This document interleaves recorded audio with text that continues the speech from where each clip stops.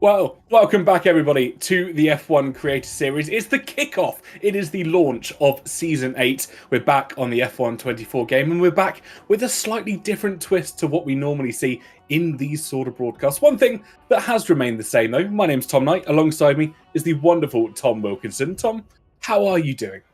Blushing now after that. It was very kind of you. Tom squared in the commentary box. This won't get confusing for anybody at all, especially if we get Tom in for an interview. Really looking forward to this. Good track to start us off. If people haven't seen the wild card, I mean, you must be living under a rock, to be honest, but I think that could produce some very interesting results as well. So I'm really looking forward to seeing how this pans out.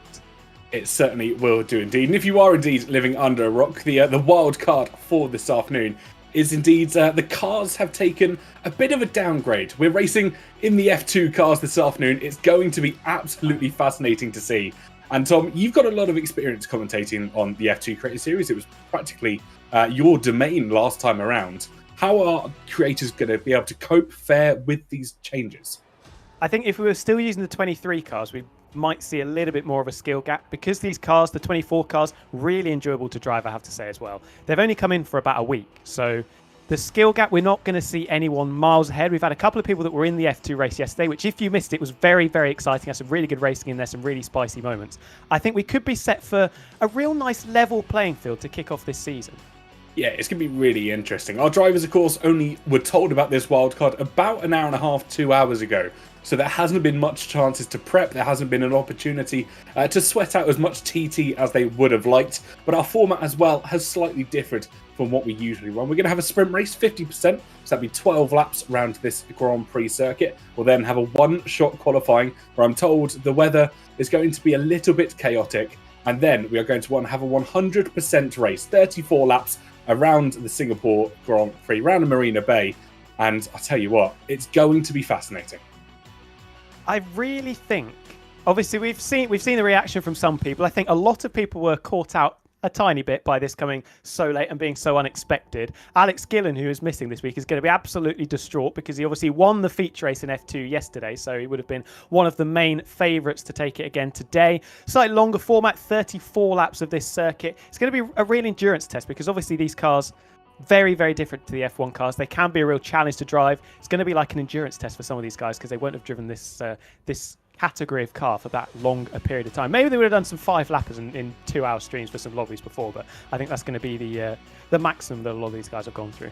Yeah, it's going to be interesting to see what happens. We've had two drivers that are racing today that raced this afternoon, or yesterday afternoon as well. Infratic takes to the streets of Singapore once again, albeit I think he'll want to not reminisce too much on what happened last time. If you missed it, himself and Dirk came together on the final corner, and he ended up in the Armco barriers as well. Ultra Killer finished last in the sprint race last night as well and DNF'd from the feature race. So two drivers looking for redemption here this afternoon. Some other changes that are happening in Season 8 if you haven't seen any of the social posts. Hard tyres, when we go back to F1 cars, are banned from this season forward, so they only have the option of the soft and the medium tyre. This should lead to some good strategies and some good chaotic team calls as to who goes into the pits when and who runs what tyres till the end. Another change, of course, is the races are all a mystery apart from those that coincide with the real-life F1 calendar. And of course, that's where our wild cards will come in, as you've seen this afternoon. The F2 cars taking a stroll once again for the second time as well. One thing that I think we need to mention, because it is the return of a very infamous name in the F1 streaming community. Mr. Bushyance returns after 427 days away from here in the Creator Series. His last race, Season 3, round number 5 in Britain, and he looks to make his redemption in Singapore this afternoon. Yeah, I hope we haven't thrown him in the deep end too much there, Bushy. I'm really looking forward to seeing how he does. Obviously, it's going to take some time to get back up to speed. Hadn't played the game for a long, long time. So absolutely delighted to see, I would say, one of the legends of Creator Series coming back after quite a while away. Very, very much so. And I know, as Gareth has put in the chat, the Bants is back. He's been egging us on to say that since we pretty much got this broadcast together and ready. And I'm sure it won't be long until our drivers do head out onto the streets of Singapore, just waiting for that confirmation that are heading in. Still waiting on people to join the lobby as well. Whilst we're at it, let's go ahead and have a look at our calendar for this season, see where our drivers are going to be racing. Of course, we kick off the season here in Singapore. We head to the next round where it's mystery once again. Round number 3 is our fan vote. Round number 12 is our mystery Grand Prix. But apart from that, the rounds that we do know: Mexico, Brazil, Las Vegas, Qatar, and Abu Dhabi. And then we've got 4 mystery Grand Prix in there, rounds 2, 4, 7, and 8. Now, Tom, what does a mystery Grand Prix do to our drivers? I think it gives them some restless nights. I think that's the best way to sum it up, especially as a season finale. I think people are going to be sweating bullets by the time we get to round number 12, especially if they are towards the sharp end. I think we've got some really good races. Obviously, we are taking place in the back half of the real life season. So Singapore, as we've seen this weekend, really looking forward to Brazil. Fantastic track. Las Vegas is always a lot of fun as well. But yeah, that mystery Grand Prix as the final race of the season will throw plenty of spanners in the works. I'm very excited to see what track we get there. It certainly will indeed. Now, if you're sat at home thinking, Tom, what does this calendar mean? How have you got mystery tracks and then mystery tracks on top of that? Well, let me tell you, because if your name's Pondon and you have the same question that he asked me yesterday, the mystery tracks are revealed a couple of hours before our drivers go racing. On the flip side, the fan vote and the mystery Grand Prix will be revealed on stream, so there is 0 time to prepare for our drivers. And of course, you get a say in round number 3 as well. Check our socials for that in the coming weeks, and you will get an influence on where our drivers end up racing on the 5th of October. I think that's always a fan favourite, pardon the pun there, the fan vote. Everybody able to get involved. And I think, if I remember rightly, some of the fan vote races have gone down in Creator Series Folklore as some of the best races that we've seen. So mark that date in your calendar, the 5th of October.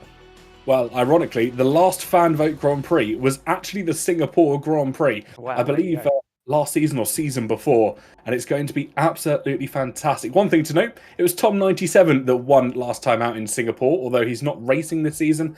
Tim Murdoch took P2 and Noguera finished off the podium. We'll keep an eye on previous results and tracks going through and see how it balances itself out already. But hopefully we won't have to wait too much longer to see these F1 cars take to the streets of Singapore. Sprint race, of course, is a fairly short blast to the end, no pit stop mandatory, and that could be a real game changer for some of our creators. Yeah, tyre wear is going to be really important. Obviously, on the new 24 game, the way the tyres work, the way tyre temperatures work is very different. We are going to have to see some management involved in that as well. And the reverse grid that we've got, if people haven't watched Formula 2, the format we have is we usually have a reverse grid for the sprint race. That is going to go with the reserves at the very back. Then in reverse championship order from last season, we'll have the F1 drivers, and then the F2 drivers from last season again in reverse championship order. For the guys that are here, are going to be starting at the very front. A little bit of a help for some of those guys because they will be more acclimatized to it, especially the reigning champion Lolinoba and the runner-up last season Dark Viper, both starting in the top 4. Yeah, and don't hold on to your hats. I promise this isn't rigged. Hayden Gullis will start the sprint race in P1. Don't ask us how he's got to that position. He is starting first. But for the F1 drivers, of course, Mr. Dale will start in P5, finish last in the standings out of everyone last time around. On the flip side, Eri Guri starts P16 with our reservists sent to the back. Those will be Mike Donaldi, Bushiance, Yorpa, and of course, Ultra Killer. Those 4 will have a mountain to climb over the relatively flat circuit in Marina Bay. 100%. There are definitely some people that we need to keep an eye on as well. And Fratic, obviously, like we said yesterday, was in the F2 yesterday. He is starting from P8. He's one to watch in the sprint in particular. Razin Chai, Tom, Tiamat Malik, they've been in F2 previously as well. Maybe a little bit more acclimatized. And also, starting from P5, we have our Season 2 Formula 2 champion, Mr. Dale, who raced in the finale. Really similar setups, but could be a nice little leveler as we stand, or sit for us two, in fact, in the virtual commentary box under the lights in Singapore, waiting for a very exciting sprint to take place. It's going to be absolutely entertaining. If you are looking down at the grid, you see the F2 and you've just tuned in. Of course, this is the first wild card of the season. They're racing in the F2 cars as opposed to the F1 cars. And we'll just run through very, very quickly who's going to be in what cars, or at least what teams are switching with what team. So Ferrari hop in the Prema for this afternoon, Alpine and ART. The Kick Saubers enter the Rodin Carlin cars. Campos are the Rebels. Williams go to MP Motorsport. McLaren go to Invicta Racing. The V-Carb drivers end up in the Trident cars. Haas to High Tech. Aston Martin to Dams, and then Mercedes to Van Amersfoort Racing Cars. So keep an eye on that, see how they're all doing, and try and spot your drivers in their favourite liveries. Yeah, and obviously we've got the people that are linked to the actual F1 teams in those liveried cars. Obviously, we've got Infratic in that praying with Ollie Behrman for an example. So yeah, it's going to be really, really exciting. I'm hoping that we get some really good racing. That is the whole point of coming into F2. The racing we saw yesterday and the racing that we normally see in F2 is absolutely fantastic. And I think we are getting ready to go for our formation act with somehow Hayden Gullis on pole. I mean, it takes away from all the integrity of the competition, I have to say. Wow, who would have thought it? Integrity in the Creator Series. I've never heard of anyone question any of that before. But as you said, formation lap well and truly underway. Mr. Gullis will lead it away. Yorpa will take up the rear in that MP Motorsport car. And it's going to be an interesting. Drivers have to work very hard to get their tyres heated up here. No AI mode, hopefully, for any of our drivers. But the top four, of course, all F2 graduates from last time around. Mr. Dale all the way down to P16. Everyone that was on the F2 grid as well. And of course, Singapore is going to be fascinating. See how our drivers do. And I think getting a good pull away is going to be absolutely key here, Tom. I'm fascinated as well by the driver in 20th and last place, Yorpa. He's on the super soft tyres. That is a bold start to the season. Maybe he's thinking we're going to get a safety car at some point. He's going to have to change onto a new set of boots. But that is bold, looking to make up as many places early on. But I think those tyres may burn out fairly sharpishly.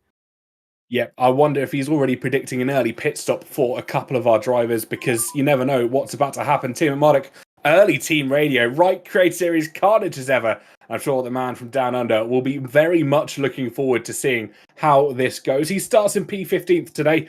He's got a lot of places to make up if he wants to get some good points in this feature race. It's only 12 laps and every single corner matters. 100%. And going along with what Ben was saying there, fun is the main word that I think everyone needs to remember for this. This is all a bit of fun. We're looking to give enjoyable racing for our viewers, enjoyable racing for all of the content creators in there as well, and just have a nice time on the Formula One game in F2 cars, of course. Exactly that. It's going to be interesting. And of course, it wouldn't be a wild card if it didn't spice things up as well. We apologise that if there's no game audio on your end, we will fix that for hopefully one-shot qualifying and the feature race therefore. But you can keep an eye on Dragonflies, who means absolutely no delay. He means business here. He wants to get on that grid and get ready to go racing. Mike Dinaldi, one of the new reserves here this afternoon, looking to make some good points and some good positions up from P18 as they round the final corner to get into their grid position just behind him. Bushy Ants will line up and we get ready to go racing. Drivers are on the start line. They're in their grid positions. And I tell you what, I cannot be more excited. 427 days ago, Bushy Ants left the Creator Series. He's back. And we go racing in Singapore for the sprint race in Season 8. And Hayden Gullis with an almighty pull away from P1. Lolly Nova, Doug Viper and Dragonflies look to make it 3 wide. But instead they go 2 by 2 in the opening corners of this Grand Prix. Into the left-hander we go as Lolly Nova from Dragonflies from Doug Viper. Mr. Dale not making up positions from this race start, but Matty D is. Infratic and Safso having a good battle further back as well. Infratic, of course, battling out last night in the F2 Creator Series. And it's so far so clean. I saw a massive slide there coming through turn number 5, I think it was. Not sure who it was in the Red Bull liveried car. Dark Viper getting stuck in with 2 high-tech cars as well. He almost got shoulder barged off the road at turn number 1, sticking it in 4th place at the moment. Hayden, solid out front with Lolinoba up into 2nd place. He is going to be the big favourite for this race. We see sending up the inside. Tom in the Alpine liveried car. A lot of tail wagging as we go through the hairpin. Yeah, drivers just finding that traction limit in these F2 cars. Of course, they won't have had much practice with the traction, with how much they want to grip down. You see both Prema cars getting stuck in. That's Razin and Infratic as well. But on board with Doug Viper at the moment as he's battling Dragonflies over the Anderson Bridge into the tight left-hander. You have to get your brake point absolutely right. And Mr. Dale hasn't. He's collided with contact with Doug Viper. This is going to cause a car park in Singapore. That is quite the way to describe it. Every car has been involved in that, apart from the leader, Hayden Gullis and Lolinobu, who weren't involved. I think it was Dale, like you said, sending up the inside into turn 13. Felipe Massa style on Bruno Senna back from 2012, but he didn't get it quite right, slamming into the innocent bystander in front of him. And we are going back again, but Dark Viper is going to be cursing what's gone on there because he's down in last place. Yep, it may not have been a toll bridge there on the Anderson Bridge, but I tell you what, Mr. Dale did not pay his fare as he drops down to P19. Razin Chai getting past Matty D to finish off the opening lap of this Grand Prix. Hayden Gullis setting the fastest lap with that lovely pull away that he managed to get from pole position, but everybody else managing to get through fairly unharmed from what I can see from that earlier contact as we headed into turn number I think turn number 13. I got my maths mixed up there. Yorpa getting past that guy Vince as well. It looks like Mr. Dale really having issues further back in the pack. Yeah, not ideal for Dale. Turn 13 certainly was unlucky for him. Not quite so for the driver he took out in Dark Viper as we return to the leading duo, Hayden Gullis, under significant pressure from Lolin Ober as we enter the middle sector now. This is not where we're going to see any overtaking at this stage, but I think Lolin Ober shaping up a move as he gets out of shape there onto the Anderson Bridge later around the lap.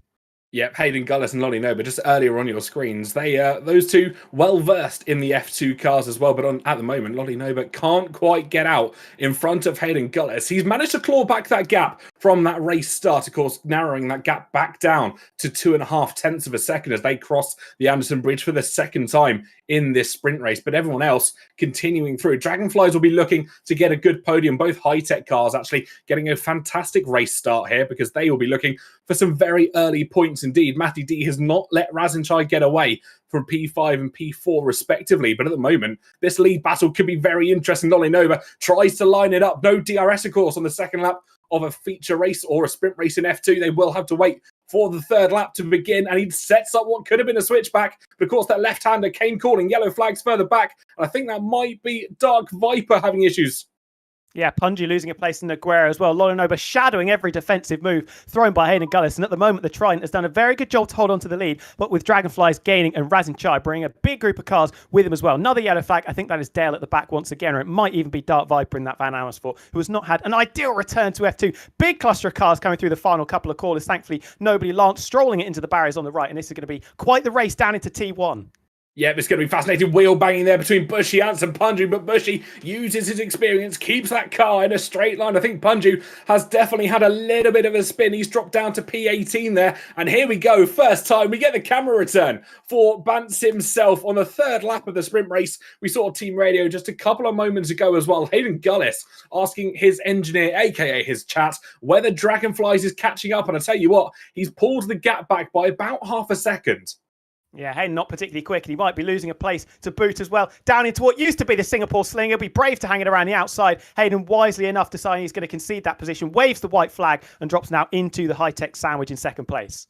Yeah, he does. Dragonflies, of course, now well within the battle and DRS becoming enabled as we started this third lap. So in a prime position to try and chase down our front two runners, Razin Chai, with about 1.9 seconds disadvantage. Hayden might be going for it. Down to the right-hander. He breaks late. He has the inside line, but he's gone almost too deep. Lolly Nova on the switchback will have the outside line as they head through the left-hander, but Lolly Nova just managing to hold on to the lead of the race. Yeah, Hayden overcooking it slightly. He might get a second bite of the cherry. Down into the final chicane. He has a little look up the inside. Tentative look. Well, it certainly wasn't tentative because he's made contact and he's spun into the barrier on the right-hand side. As Razin Chai maybe caught out with that as well. Is it a dangerous region? We've got loads of cars in there. Razin sliding beautifully through the camera shot. Hayden dropping down into 9th place. A little bit over-ambitious, I think, with that move up the inside.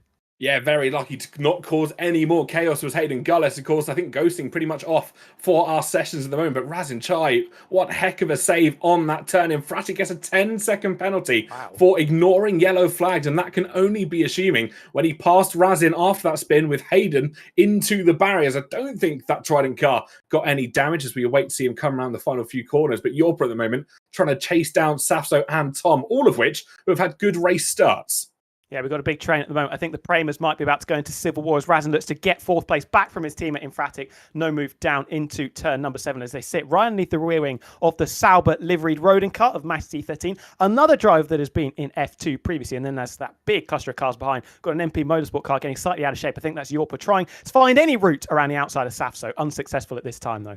Safso, very good, a defending driver. He knows where to place that car to prevent a car going down his inside or even around his outside. But as you said, civil war at Prema as Razin Chai cannot get past Infratic. You know penalties will come into their own later on in the race. But who could have predicted this? A battle between Razin and Infratic. Who could have seen it? I reckon chaos could be ensuing as Dale gets a 10-second penalty for ignoring blue flags. I think we've got another car park at the hairpin of 13 as well, because the yellow flag's being waving. I think we have yes, it's a Trident. Hayden Gullis, what a terrible lap for the man in the Trident, now down into 17th place. That's effectively last with the travails the three drivers have had behind him. And that is not what he was probably imagining when he flew off the grid from pole position.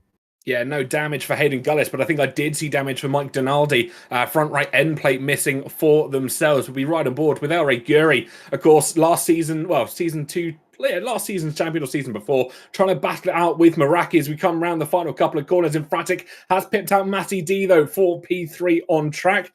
But it's going to be a nice move here for El Guri. Down is turn number 1. Easy move. Move is done, and that's up to P9. Textbook stuff. Meraki relegated down into 10th place. They've got a nice little buffer behind and a decent gap in front as well that El Guri is going to have to try and overcome. Nice little battle forming behind as that guy, Vincent Noguera, both look to apply the blowtorch to Ultra Killer in front, and with a helping hand of DRS, I think that Dams, despite missing a little bit of that front wing end plate, could be moving up a position. He certainly could be indeed. I think there's quite a bit of damage in amongst the grid. We've had multiple car pileups at turn 13, but it's not going to stop Vince. He looks to move down the inside of this left-hander. He might try and make it stick, but I think Ultra Killer actually has the advantage. He didn't do well in F2 last night out, but this time around, P11 is where he stands, and he's trying to control it as best as he possibly can. Vince Noguera unable to get past that Rodin car at the moment. Yeah, Vince, uncharacteristically passive going up into 7. As whoa, we got a big scrap here on the Anderson Bridge. This is not somewhere where you want to get 3 cars. Well, I've got a Trident staying up the inside as well. Tom almost clamps. Well, he does clamp the barrier on the inside of 13. Is Razin getting ahead of Matty D? Tom behind them, and then Yorper and Safso coming through as well. Yeah, we've got a car parked further back. I think that's Tia McMurdoch actually down in Sector 2, who's had issues, but riding on board with Tom, the beautiful pink halo that we see on this car. He's going to go round the outside of Matty D13 to take P5 away. And Razin Chai just slightly up the road, as you can see. He's heavy on the brakes, down in towards the chicane, gets the car nice and rotated. And again, textbook stuff from Tom. He knows these cars. He knows how well he can drive, and he's putting on a show for us this afternoon. 100%. Couple of penalties that have been picked up recently as well. Crucially for two drivers sat inside the top 8 at the moment. There's more yellow flags being thrown. I think that may be Noguera, who's had a bit of a whoopsie in the final sector and losing a couple of places. But yeah, Yorper and Safso with 3-second penalties. That's going to be music to the ears of the likes of El Guri and Meraki, still battling hard down to turn 1. It's Noguera and that guy Vince scrapping, still stuck underneath the rear wing of that Rodin of Ultra Killer. Yeah, somehow he's managing to hold off 2 very big powerhouses in the F1 Creator Series. He performed well last night. He may have had a couple of DNFs to his name, or at least a last place finish in the sprint race. But this time out, he seems to feel a little more comfortable in these F2 cars, and holding such big names at bay will be an achievement in itself. And I thought Noguera was going to go for a move, but that has opened the door for that guy Vince. He dives down the inside. That opens the outside line as they head round the right-hander. Will Vince have the traction with that front wing missing, though? No, he's not going to be able to, but he's got his teammate Bushy for support. P13 and P14 for those cars at the moment. The 2 Dams drivers, as we see another 10-second penalty going to Dark Viper for ignoring blue flags. Yeah, not ideal at all. We return to the leading battle because Dragonflies has dropped 4.5 seconds off the back of his teammate, and Fabio Infrati is going to say thank you very much with the rear wing flap open. He's going to assume second place. Is now High-Tech Prema, and then the ART of Tom in 5th as Dale decides he's had enough of that, retiring on track potentially there. I'm not sure quite where he stopped. Yeah, I think it was just before the Singapore Sling, actually just after turn 10, between that and turn 11. So that Campos car will be going no further in this sprint race. But of course, he's got a one-shot qualifying session and a full feature race to contend with later on. His team at Marduk mates up a place past Mike Donaldi. He's managed to recover from what I assume was an earlier spin, or that might have been his teammate Punju down in P18. And team at Marduk finding some good pace in these F2 cars. We knew he won in Austria in the F2 cars a couple of seasons ago, but we continue through at the moment. Ben Daly is doing rather well.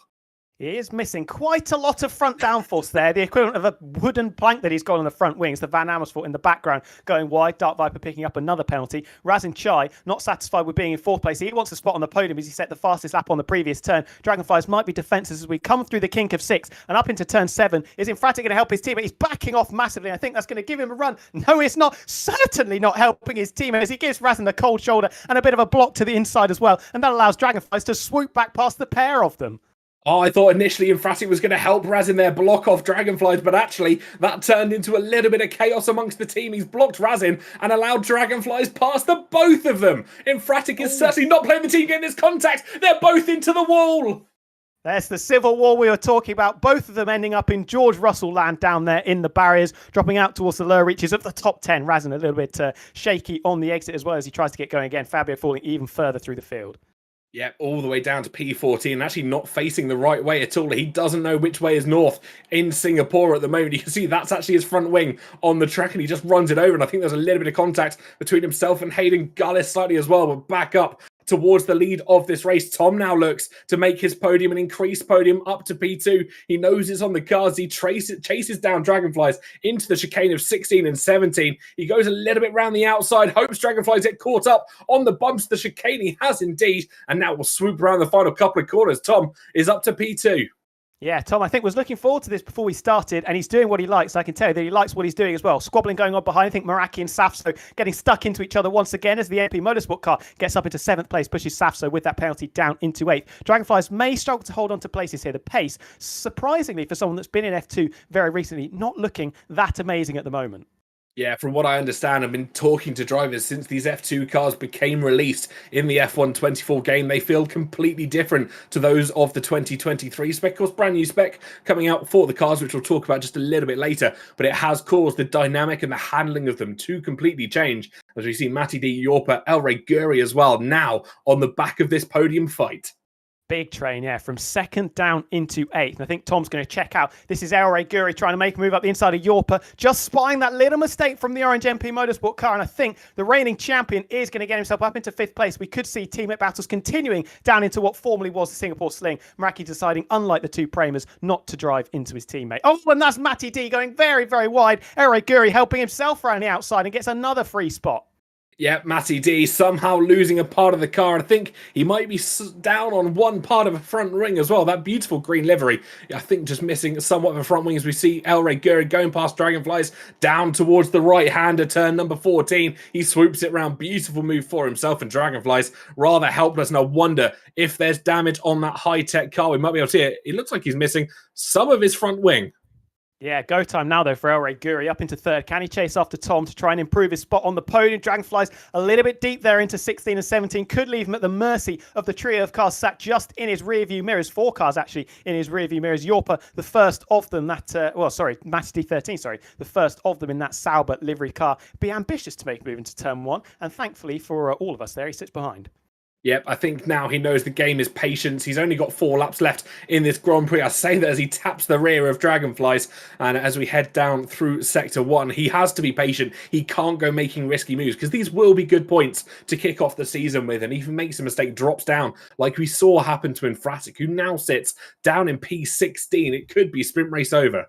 Yeah, definitely. Here is the move that we were thinking was going to happen. Dragonfly struggling for grip with half a front wing on his car, and the Sauber, well, the Rodin car is going to go off the circuit. Will he have to give that back? I doubt it. Dragonfly is going to try and contest it around the outside into turn number 8. Got to be very careful because you can just get dragged into the wall if you're a bit too lazy on the throttle. Through goes Matty D13 up into 4th, and now there's 2 MP Motorsport cars, a Trident, and now Razin Chai, who's not out of this race either, sitting right underneath the rear wing. We've got to move into what used to be the Singapore Sling. Meraki getting a little bit wobbly there and just about holds on to 7th place.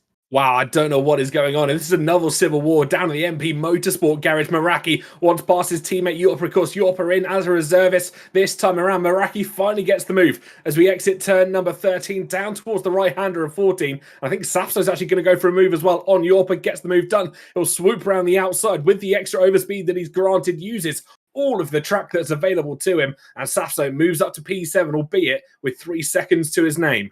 Yeah, and Yorpa's starting to get swallowed up now because Razin Chai wants a piece of the action, and the MP Motorsport car wisely, I think, just slots in behind Razin back up into 8th as he continues to try and recover from that tete-a-tete that he had with his teammate a few laps ago. Yep, it's going to be a recovery try for both Prema drivers as Razin Chai P8 and it's P15 still for Infratic. I think he's pipped out Tiamat Marduk or maybe another driver into the pit lane. But look at the penalties on the left-hand side of the screen. Dark Viper with 33 seconds worth. He's got 3 times 10 seconds for ignoring blue flags as we continue through this race. And everybody on the soft time at Yorpa has somehow made a charge from pretty much P last up to P9 on those super softs. Yeah, he's done excellently. Surely his tyres are going to be absolutely screaming for mercy by this stage of the race, and that could explain why he's struggling to keep up with this train. Meraki, who's driven a very good race himself, looking to try and get himself into the top 5. Razin behind, singling up the inside of Tom. Just enough space left on the exit as the Triton and the Prema squabble over 7th and 8th, but it's Meraki with a clean move up the inside of the high-tech, and that is 5th place now for Jake. He can chase after that Sauber liveried Rodin car in front of him.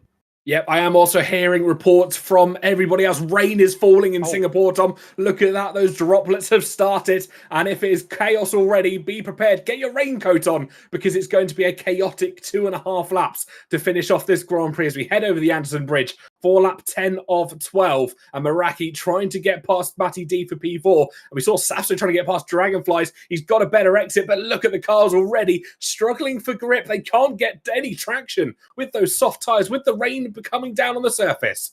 Yeah, we saw in the F2 race yesterday as that is very late on the brakes from both of them. Safso gets balked behind the mistake of Dragonflies, both dropping places. Razin back up into 6th now as Yorpa trying to get back involved. But what I was going to say was when the rain came down in a similar situation to the race yesterday, it got very, very wet very, very quickly. Will anyone risk it for the wet compound tyres? I think they're going to be wanting paddles or oars by the time we get to the end of lap number 12. As look at that, Meraki and Razin Chai all over the back of May D13. And there is our first stop for what I can only imagine will be the wet compound tyres. The MP Motorsport of Meraki in, along with El Guri. Yep, I did both of them, and I believe Tim McMardock actually went in last lap around. I saw him into the pits, and I wonder if there is a fresh set of super softs for the Invicta driver. So I wonder if that's a bit of a mistake, or just assuming you had to make a mandatory pit stop. But look at this, Meraki holding up Yorpa in that pit lane. Yeah, probably worth it because I imagine that this track is going to get very slippery very, very quickly. And the wet tyres, we saw right at the end of the sprint race yesterday, the wet tyres were the tyre you want to be on. And we saw the likes of Gwatz going through very quickly after a disappointing race. A disappointing race that he suffered getting involved in some incidents. But yeah, these wet tyres, I think, watch out for the likes of Meraki, for El Guri, trying to fight their way back through.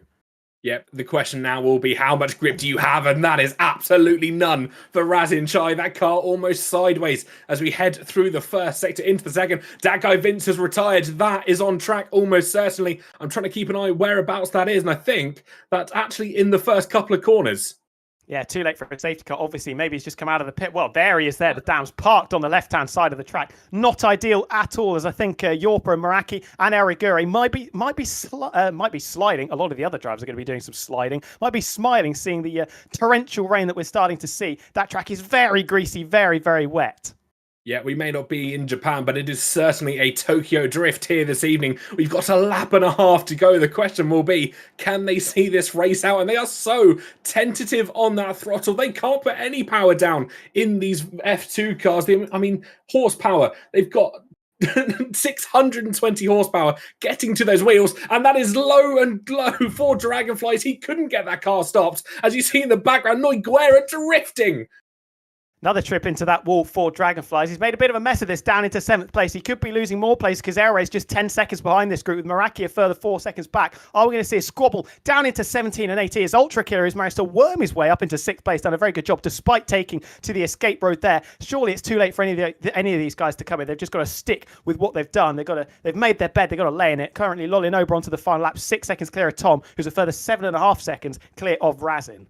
Yeah, this is going to be the final lap of the sprint race. Rain has always caused chaos in Singapore, and it coming so late, it could be too little, too late for some of our drivers. But look at the speed that El Guri has on Bushy Ants down into turn number 1. Those wet tyres obviously firing up so much better than the slicks that a lot of drivers have got on, but not necessarily too much confidence on them either, as El Guri having a bit of a kick out through turns 1 and turns 2. But I think, as I said, too little, too late. It surely will be Lolly Noba that takes victory here, unless there is a mistake from one of our front runners.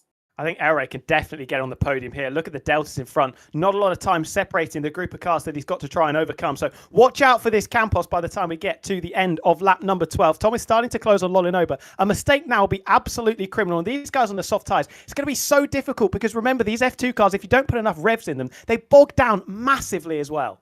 They do indeed. It's a real technical ability because there is not much aerodynamic grip on these F2 cars. A lot of it comes from mechanical grip, and El Guri absolutely demonstrating that at the moment. The wet tyres really helping the car at the moment. There's a yellow flag further back as well. I think that might be Infratic and Yorpa who have come together, but El Guri dispatching Ultra Killer. He's going to look for Safso, who closes the door as they head onto the Anderson Bridge, but I think he'll have the traction to dive down the inside into turn number 13, gets the car rotated, and has that extra straight line grip.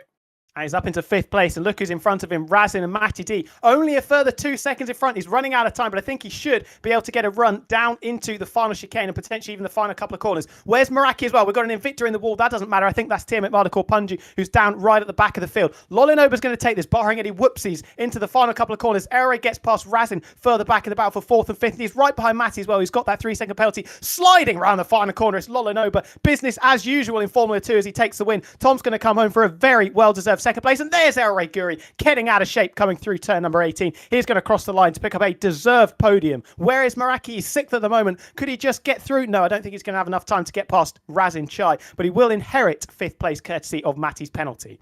Yeah, penalties will now start coming thick and fast. I think Safso and Ultra Killer both having 3 seconds to their name. Noiguera and Dragonflies inheriting 2 positions as a result of that. Bushiance and Yorpa next across the line. And this is where it starts to rack up. Not necessarily points-paying positions for any of these drivers at the moment, but just getting across the line will be a little bit of victories. We see, I think that's a car off in the background. I think that's going to be Punju, P17, couldn't quite make it around the final corner, but he will come across the timing beam to at least finish his race with another penalty to his name. Dark Viper, with 36 seconds of penalties, will finish in P18. I don't think that's quite a record as we see another car backwards through the final corner. Punju there practicing his donuts for the feature race victory that he's going to take in about an hour's time. But that, with the rain at the end, that really spiced it up, didn't it? As Tiamat Marduk on those wet tyres, I believe, getting past Infratic, who at one stage was in 2nd place, now ending up down in, ending up with some brown pants after that little moment there, but ending up down in 16th. Yeah, unfortunately for Infratic. Of course, the collision with his teammate won't go down too well. I'd pity if Gunther Steiner was their team principal and how many doors would end up in a skip at the end of this Grand Prix. But Infratic really cannot find any grip in this car. And that you can just see the front nose peeking across the pit entry wall. But he hopefully will finally come across the timing beam. And there we go. Stats for Infratic: 74 race starts and 11 DNFs. 241 points to the Portuguese man name. And finally, our sprint race comes to an end. But I tell you what, Tom, they've got to do this all over again when we head into qualifying. Absolutely. And if they weren't acclimatized to the wet weather conditions, I think they need to get ready for what's about to come in a few minutes' time. But that was very, very exciting. Lolinoba, we probably expected it with him starting towards the front, would be one of the favourites, and he certainly delivered on that. But Tom, absolutely outstanding. He bided his time early on, kept himself out of trouble, and then in that ART, that Alpine esports livery, not esports, that Alpine liveried ART, managed to fight his way through and take a very well-deserved 2nd. And El Guri, champion's drive from last season, 16th up into 3rd. Yep, some fantastic drives all across the grid. Bushy Ants up from P19 to P11. Yorpa up from P20 to P12. So everybody across the grid really starting to find their feet. So let's run through the order very quickly. Lolinoba leads or wins the race from Tom from El Guri. Razin Chai, Meraki, Matty D, Dragonflies, Noiguera, Safso, and Ultra Killer round out your top 10 with Razin Chai picking up the fastest lap as well. Bushy Ants, Yorpa, Hayden Gullis, Mike Donaldi, Tiamat Marduk, Infratic, Punju, Dark Viper, and that guy Vince round out your classified drivers. And of course, Mr. Dale DNFing, adding another one to his tally. Yeah. Racking them up, I think, is the term there. But that was everything I hoped it was. It was very exciting, enthralling. We had some good battles in there. We had some controversial moments. That's what we want to see. We want to get the content going. I think that sets us up very nicely for what is coming over the next hour and a half time. Yeah, it's going to be a fascinating watch. Of course, lobby now has to be reset. We go into a one-shot qualifying in just a couple of moments' time, and then we head into a 100% feature race. 34 laps of racing action here this afternoon, and who knows what the weather's going to be like. If it's anything like we just saw, expect carnage, expect chaos, and expect teammates probably not working well together. Yeah, I think there'll be some stern words. That's the polite way of putting it, between Infratic and Razin. If there haven't been already, we had the picture-in-picture for when Razin had that accident with his teammate and didn't look overly pleased and not overly enamoured by the standard of driving that his teammate had put on show then. Yep, not too happy, and I think Razin and Fratic famously have come together time and time again. I think they will be having words before they get going in the feature race. Primarily, stay out of my way, I have a feeling will be one shared to each other, but we'll wait and see what happens. Of course, it's a long Grand Prix, multiple tyre options to choose from as well. There are no hard tyres or even medium tyres in this series, only softs and super softs for the Singapore Grand Prix, and it's going to be a good one. We've had a great sprint race, Tom. What are we looking forward to in the feature? More of the same. If we can have a carbon copy, maybe with some different drives involved at the front, that'll be nice, but really set the bar high for what we should expect in the feature race. I have to give a shout out to Yorpa though. Managed to get those super soft tyres right the way to the end. Did an excellent job. I thought they would burn up after about 6 or 7 laps. The pace dropped off at the end, but he managed to keep them going. It was almost like he was doing a drive to the tyres explode. Little challenge there. Yep, I share your sentiments on that. As soon as I saw super softs on that starting grid, I was like, no way he's taking those tyres 12 laps. But fair enough, he made them to the end, albeit with the rain maybe helping with temperatures ever so slightly. We aren't in the area that we saw last night with the fixed setups, of course. That caused a little bit of carnage as well, with drivers not necessarily being able to fine-tune them to what they would have liked to do. But it won't be long until we get going for qualifying. It's not traditionally like we see in the Creator Series. There's no Q1, Q2 or Q3, and actually there's not even a short qualifying to commentate. It will just be one shot, and well, it's one attempt to get it right. Yeah, one shot qualifying. If you don't watch F2, very, very exciting. The chance of having lap times invalidated, especially when the track conditions might be a little bit moist, as we find out in a few moments' time, this should be very, very interesting. I think we had a race at Brazil last season or the season before in one-shot qualifying. It was dry, and we only had 8 drivers actually manage to complete a lap. If we have something like that again, I think we could be, we could be ringing a few of the drivers up saying, "What are we doing, lads?" Yeah, it's going to be an interesting one to see what happens, and maybe the new rules have changed this the grid for the better. Maybe they've taken it maybe a little less seriously, but we'll wait and see. If you are just new and you are just tuning into the broadcast, do not fear. This is still the F1 Creator Series, although we've had a new rebrand and a remake for season number 8. We've had some new rules introducing that might make the racing not necessarily more fair, but make the content aspect of the Creator Series 10 times the amount that it would have been last season. So, first rule change that we have had going into this season: hard tyres are completely banned when we go back to the F1 cars from next week out. Rule number 2, all Grand Prix, apart from those that mirror IRL race weekends, will be a mystery until about 2 hours before the race goes. This stops drivers just practicing it out all throughout the week and disadvantaging those that might not have the time or, say, the patience to be able to do so as well. And finally, as we've seen this evening, we've had the introduction of wildcards during those IRL crossover weekends, and who knows what we might see next time out when we have the crossover. Yeah, I think after this, a few people will be having sleepless nights the next time we come to a wildcard event, because I don't think a lot of drivers were expecting what was going on. Those rule changes, though, personally, I'm a big fan of the hard tyres. I mean, they're an excellent tyre. We're all a big fan of the hard tyres on this game, but for racing purposes, for strategical purposes, not ideal. They can pretty much do the whole race at a lot of different circuits, and yeah, making sure that the drivers are in the dark in some perspectives going into a race weekend means we are on a little bit more of a level playing field, and I think that's what we all want to see. Yeah, it adds that real nice element of chaos to the Creator Series. We sometimes see it out on the track anyway, when rain arrives or when maybe a driver goes for a little bit of move down the inside. But this, it's almost planned chaos, and I am so here for it. 100%. That's what the Creator Series is about, right? Creator Series, we're wanting content, we're wanting clippable moments, we're wanting the best action possible. And I think this is the best way forward.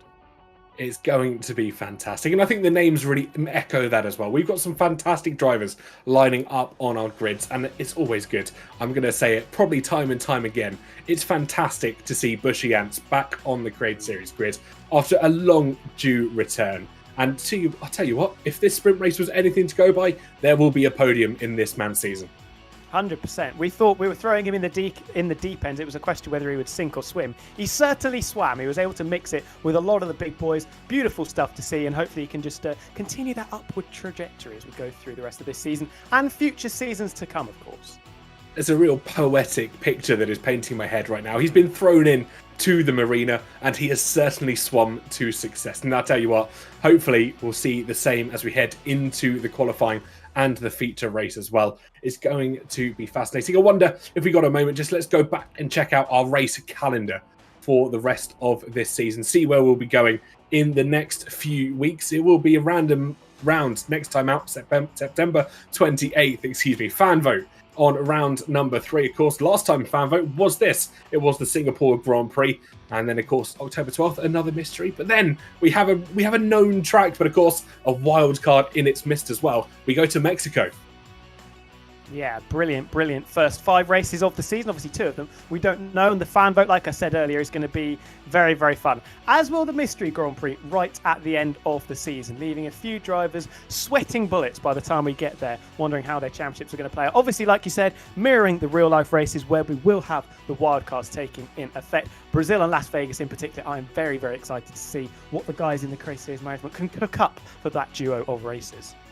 Yeah, of course, 2 races known back to back. And then we head back to round 7, rounds 8, Mystery Grand Prix. Once again, they'll get 2 hours notice ready to go. And then we've got a triple header of known Grand Prix, but that also means a triple header of wild card for our drivers. Finishing off round number 12, December 14th, just before we break for Christmas at the Mystery Grand Prix, where nobody will know where we're going until it happens on stream.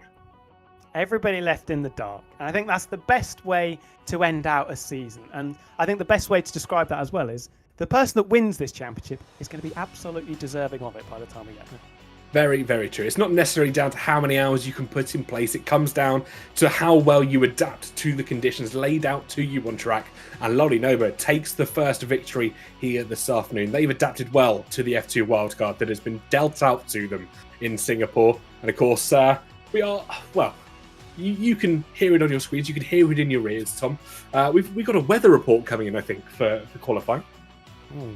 Is it a little bit damp? I think it might be a little bit damp. We're just waiting for, of course, that famous lobby reset. But we have got a man on the ground who is reporting back to us, thankfully. And he's telling us that the Singapore at the moment is very, very wet.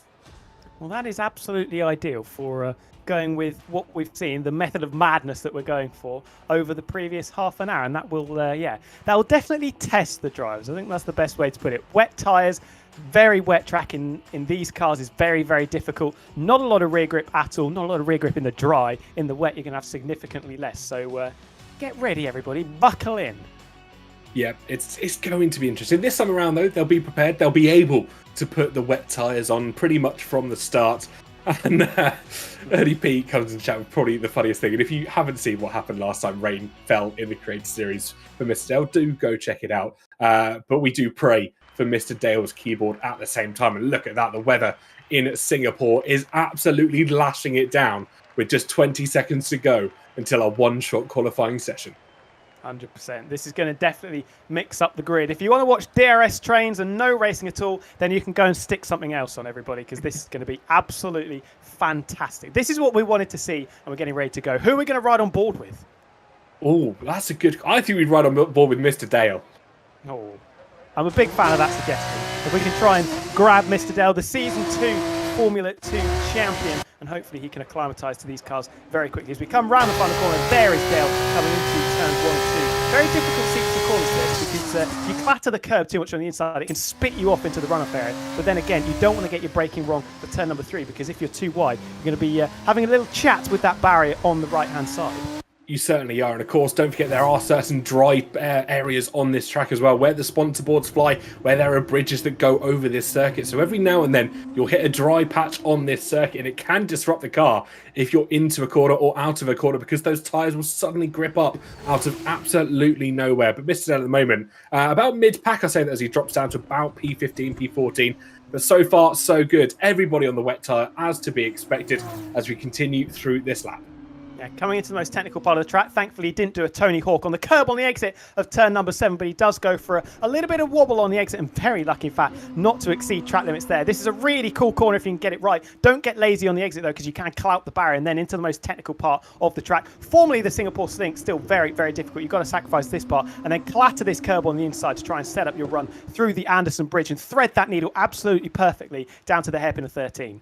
Yeah, tight left-hander coming up for our drivers. They've got to navigate this well, and it's all about how carefully you put that power down. And Mr. Dale really, really gentle on it. I say that as he does smack the barrier. No damage, though, for the Campos car. Getting very lucky indeed, but maybe just a little bit too much loud pedal for Mr. Dale. Yeah, maybe trying a little bit too hard as he goes for another slide through turn number 40. Now just going to be pulling gears on the new part of the track. No DRS, of course, this year on this game through the kink of 15. And then 16 and 17, you can attack it so hard. The curves will be your friend or your foe. If you get it right, it can just drag you beautifully through these couple of corners. If you get it wrong, then you're going to find yourself having a bit of a nibble out of the wall on the outside. That guy Vince currently in 7th place in that Dams car. I think it's going to be Tom, though, that takes pole position. Raz and Maraki, some big names right towards the sharp end. And it is just about Tom in the ALT by 400ths of a second ahead of Maraki, and Raz in charge just over a 10th further back. Look at how incredibly close that qualifying set has been. Tom, very, very happy with that race result. He not only gets the qualifying pole position point awarded here in the Create Series, but also he gets the intermediates pole point awarded to him just for this race, just for the Singapore Grand Prix. So 2 points coming the way of Tom. 2 for the price of 1. Who does not love that? Yeah, Lolinoba in 6th place there, winner of the sprint. Not quite living up to the expectation, the big billing we were giving of him. Some other F2 drivers, Dragonfly's down in 12th, Yorpa doing well in 5th, and I can't see Hayden Gullis on that list, which I think is going to be music to the ears of everybody in the commentary box as we scroll all the way down. El Rey Guri down the order. Dark Viper surprisingly as well, and there is Hayden Gullis, 3 seconds off the pace, down in 17th. Yeah, not what he would have liked to see at all. Of course, the man that started on pole position for the sprint race down in P17, Fratic getting himself disqualified for one reason or another, and Mr. Dale adding another DNF to his race tally. Are we counting the DNFs in one-shot qualifying? I think we should. I mean, the list's going to keep growing, poor Dale. Obviously, though, we've seen in F2, he's got the potential to do really, really well. He had one of the most dominant seasons we've seen in the 3 F2 campaigns we've had so far on F1 23 and then the first one on F1 24. So if we can get going with Mr. Dale, I'll be delighted to see him fighting right at the sharp end. I think there is some talk potentially that El Rey Guri wasn't able to load a setup. Ooh, interesting stuff. I've seen a couple of comments here and about, but that could be a real game changer if he's not able to apply a custom setup. As chat pointing out, Dale out qualifies Fabio as well, so I think he'll be happy. He may not be as far near the top as he would have expected, but it's not P last, and I think for Dale that could be a bit of a win.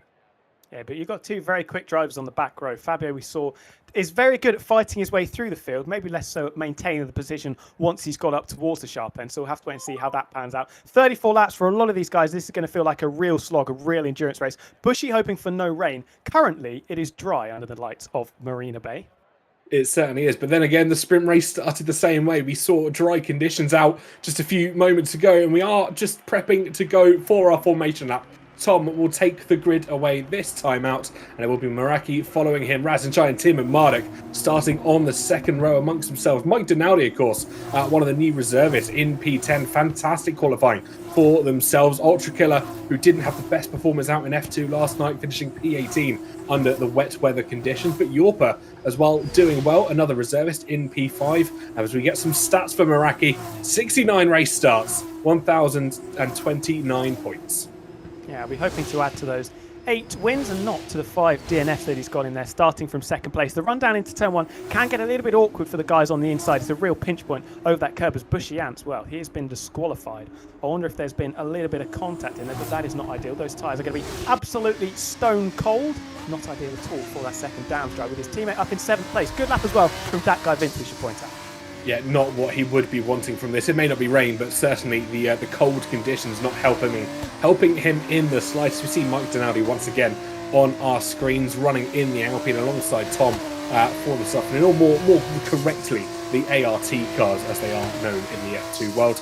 And yeah, both of them starting in very good positions. Essentially, if you split it up to be 2 mini grids, Tom leads the top grid, Mike Donaldi leads the second grid. 100%. And if we turn our attention to the bottom of the pile, I mean, we've spoken about it, but we've got a lot of big names towards the bottom of that. There is one of them, Hayden Gullis, starting from 17th. He'll be looking to right the wrongs of the sprint race. Dark Viper, we know, has exceptional pace in these cars, along with El Rey Guri, who proved it in the sprint. Safso as well had a decent sprint race, and then we have to wait and see what the likes of Ultra Killer Dale and Infratic can try and conjure up over the course of the 34 laps. Yep, I think it could be carnage, chaos, and pandemonium for a lot of our drivers. We see Hayden Gullis, not for the first time, creating his own racing line through a circuit. This time around, he's deciding that chicanes are not his friend as he makes his way up towards the start grid. He'll be starting P17, so all those drivers that he's just passed will get the honour of passing back again. And I think he's managed to get that parking position absolutely perfectly. Meraki will come across past everybody else up to the second place position, starting on the front row alongside Tom. Razin just behind him and Tia McMurdoch in P4. Everyone makes their way to the line. Don't forget Bushy Ants with those colder tyres. And we're almost ready to go racing here, Tom. Why don't you take us away? Well, I will. Hayden Gullis coming onto the grid first. I think that'll be the final time that he is leading this race over the course of the next hour or so. It's a different setting, but some familiar faces at the front. ART versus MP Motorsport, Tom versus Meraki, 5 red lights, and we are underway. Even Steven start. A little bit more wheel spin for Tom. It's actually Razin in the Prema that gets away the best of the three of them, and as we charge down towards turn 1, is it going to be Meraki sending it up the inside, using that curve to his advantage, so we remain side by side into turn number 3. Difficult to get the traction down on the exit. Tom taking a very wide line as he swoops down in towards turn number 5. We've got a yellow flag out there already. Big cluster of cars batting over that podium spot behind this duo. Yeah, Punju, I think, having an incident down in P20. He's spun and now considerably off the pace. Matty D getting in place back past that guy Vince, but Meraki and Tom still fighting it out for top spot. Will it be MP Motorsport? Will it be ART as we head down into Sector 2? The tight left-hander that approaches Razin Chai looks removed down the inside in the Prema car. Team at Marduk as well wants a position. They almost look 3 wide into the right-hander of turn number 8, but it is Tom that leads Meraki. Now Yorpa in the MP Motorsport car, making it 2 and 3 for the MP team.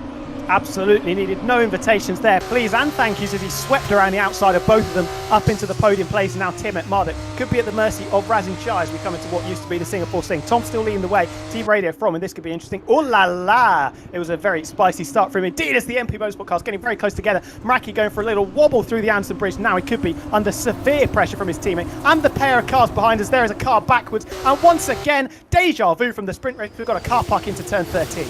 We do indeed, the toll road, and we have got a virtual safety car for the first time in the F1 Creator Series here in season number 8. And of course, one thing to note, there are certain tyre rules when it comes to your pit stops here in Formula 2. Punju gets a 10-second penalty for a collision with Ultrakiller. I'm assuming Ultrakiller has got the same penalty as well, as you can see next to their name. But fascinating stuff. If you are new to Formula 2, you cannot pit in the first 6 laps of a race Grand Prix, and your pits under virtual safety car do not count as mandatory. You can still go into the pit lane, but they won't count as your one required pit stop that you have to make. Yeah, it does say it on screen, but that still didn't stop Alex Gillen taking a trip into the pits under the virtual safety car on his Formula 2 debut and potentially cost him a shot at a podium. As the race is neutralised here, have we got somebody in the pits? That is Bushy Ants in the box, probably to repair a little bit of damage, along with Naguera, who's not had a good start to this feature race either. Nope, certainly not. Both drivers in the pit lane. They started much better than they are finding themselves at the moment. Bushy, P13 was his qualifying position. Noguera, P9, but that virtual safety car has been removed, and we're racing once again in Singapore. Tom with a good put away. Meraki immediately on the chase, but Tia McMurdoch trying to go side by side with Razin Chai as they make their way into the left-hander Memorial Corner, turn number 7, and it is going to be Meraki from Yorpa. Tia McMurdoch still holding on, and I think Lolly Nova was looking for a move from Razin Chai here, as the Briton got a bit of a slow start from his VSC. Yeah, and his high-tech teammate also on the move. Dragonfly's trying to make up for a poor one-shot qualifying session as he gets stuck in for 8th and 9th place with Matty D. Still looking for places down into what used to be the Singapore Sing of turn number 10. Bit of a gap falling behind Lolinover as he struggles to keep up with the quintet in front of him. That guy Vince. Dragonflies, then Matty D, followed by Safso rounding out the top 10. And Dark Viper from the back of the grid. Very good start up into 11th. Yeah, fantastic drive so far at the moment for Dark Viper GT. Of course, his sprint race didn't necessarily go the way that he would have liked, considerably down on the places. This is Meraki already putting the pressure down on Tom as we head through the right-hander. Turn number 14, pretty much run now towards the start-finish line to get DRS at the end of lap number 2. But the teammates are battling. How many times have we seen this before? Razin and Fratic, and now Meraki and Yorpa. Yeah, these two are getting stuck into each other in the sprint race as well. So it is a battle royal resumed between 2nd and 3rd place at the moment. Tom looking under quite a lot of pressure as he come on to start lap number 3. There is a big group of cars still in the lead pack. Lodinoba picking up the fast lap. That is now taken by Dragonflies. Will anybody else nick it over the line? No. Razin Chai, the leader on the soft compound tyres, I believe, in 5th place, which makes the start he got off the line even more impressive, I have to say. Yeah, he got a great pull away, and of course the two drivers behind him, Lolly Noba and Datko Vince, both running the soft tyre as well, but the front four on that super soft, well, they know they can go at least 12 laps. We saw it happen in the sprint race, but how much longer are they going to be able to take it before they have to take their mandatory pit stop, get a fresh set of boots on, and go once again? Meraki takes the race lead away from Tom. He dove down the inside, but Tom goes for the switchback. He gets the traction as we head into turn number 8 once again, round the outside for Meraki. He has to hold on for Tom, my apologies. He takes the race lead, but Meraki now switches around the outside. It's two abreast, it's like Noah's Ark. They're 2 by 2. But I don't think Tom's quite going to have it unless he goes for a ballsy send up the inside into turn number 10. Very close to clipping that bright orange wall on the inside. Timmet Marduk trying to get involved as he lunges it and barges into the side of Yorpa as well. Thankfully, no damage done, no harm done as we retain the status quo. But it is Meraki that now leads the race. It was millimetrically perfect in that battle as one MP Motorsport car gets up into the lead.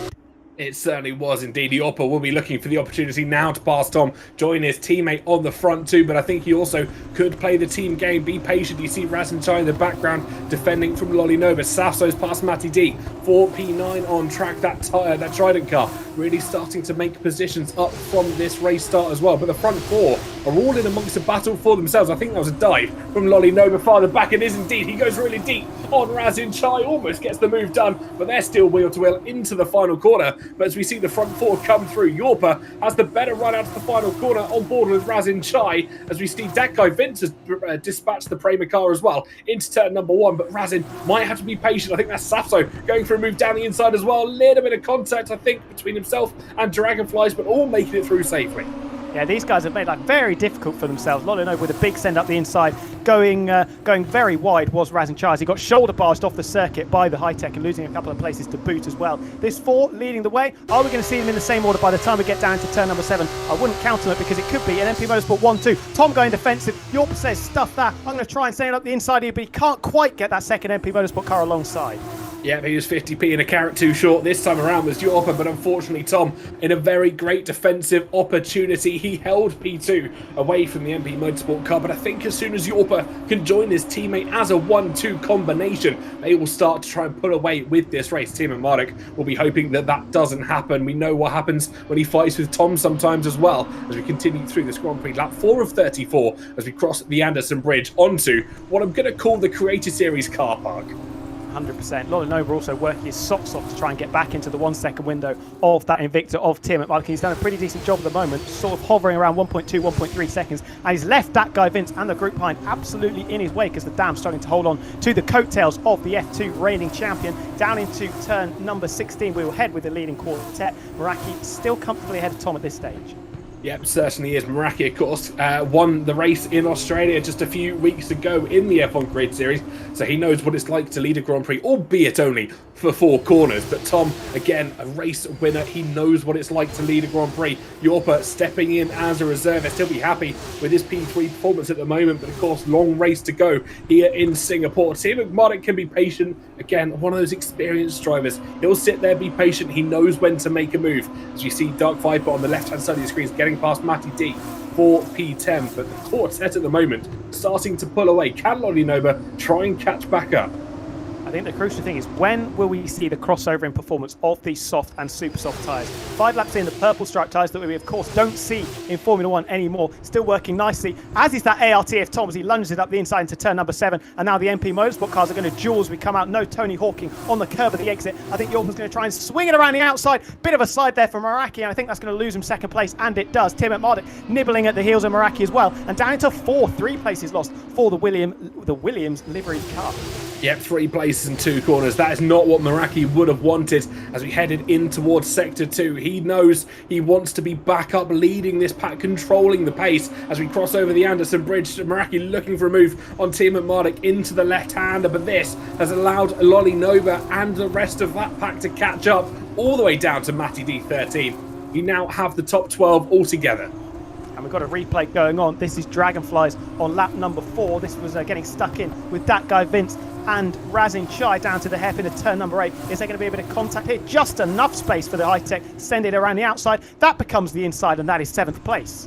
Fantastic overtake for Dragonflies there. It was opportunistic, but he made it stick this time around. And we quite often see moves into that sort of chicane. He likes the moves there, and it's heavier on the brakes, and he got the move done. Fantastic stuff. He finds himself in P7 at the moment. We can roll the ball with him as Raz and Chai still trying to get that move back with DRS. I think it'll be a fairly easy one in towards turn number 1 in Kimi Antonelli's car. Yeah, Raz will be steaming after what's happened in the first 6 laps of this race. Started third, just got shuffled down the order, no real fault of his own. Now he's going to have to try and work very hard to get up to the back of this group, who are battling very hard though, and Yorp, I think, is going to want to have the lead by the time we get to the braking zone of turn number 7. Yep, he's practically nose to gearbox as we head here, and he's going to make the move nice and early with that drag reduction system assistance. And it is Yorpa up into the lead of the Grand Prix. Tom P2, Tim McMurdoch rounding out the podium positions at the moment, and Meraki will just hold for P4. He's got a question now in his mind. Does he go defensive? Does he go attacking? Does he hold back Lolly Noba? Or does he try and challenge the Aussie that stands in front of him? They've probably got to work together a little bit as well. Can't be wasting too much time, as I think Tim McMurdoch was thinking about what would have been a crazy move around the outside into turn number 10. They switch into 11 and 12, got a yellow flag once again. That is down into turn number 8. I think we've got a high-tech maybe. Stopped in the wall. Not sure who that is. It may be Ultra Killer potentially there. I think it's actually Mr. Dale in the Campos car down turn 18. We have brought out the safety car for himself. I think we've seen similar tactics time and time before, potentially in the sprint race as well, as we caught Mr. Dale just stopped on track ever so slightly, and maybe a little bit of overextension for the man himself down in P18. Let's see how much damage he has to that Campos car. Certainly missing a front left end plate for himself, but nothing major enough potentially to bring out a safety car. Yeah, I think he's potentially done an Alex Albon from 2022, if people can remember back to that, or what George Russell did in practice for this weekend as well. Into the pits comes Yorpa. People diving in behind. I don't think this is going to work, no. Yorpa's won't count, Tom's won't count. I think everyone behind him will, because Lolly Noba will start lap 7. So anyone who's pitted after that lap switched will count, but Lolly Noba's won't count. Tom's won't, sorry, Yorpa's pit won't count. Tom's won't count. This is going to be interesting. It has to be after lap 6 is completed. Well, it ticked over to lap 7 very, very late, so I'm not quite sure where we stand on who does get that pit stop in or who doesn't. We'll have to wait and see. If people are going soft tyres to the end, that will be very brave. That'll be a big stint, 27 laps on those red stripe tyres. Will we see another safety car, though? That is definitely a potential, as we see a few drivers, a lot of drivers, in fact, in the box. Interestingly enough, Tech Guy Vince and Infratic both going on to the super soft tyres to see at least the next stint of this race up, so maybe prepping for the 2-stop strategy for themselves. Hayden Gullis as well, choosing the super softs. I think that's actually 2 sets of super softs that he might have chosen this time around. Driver in P14. Nope, he has started on the soft tyre, ignore me. But we watch here as Mr. Dale switching tyres and switching front wings.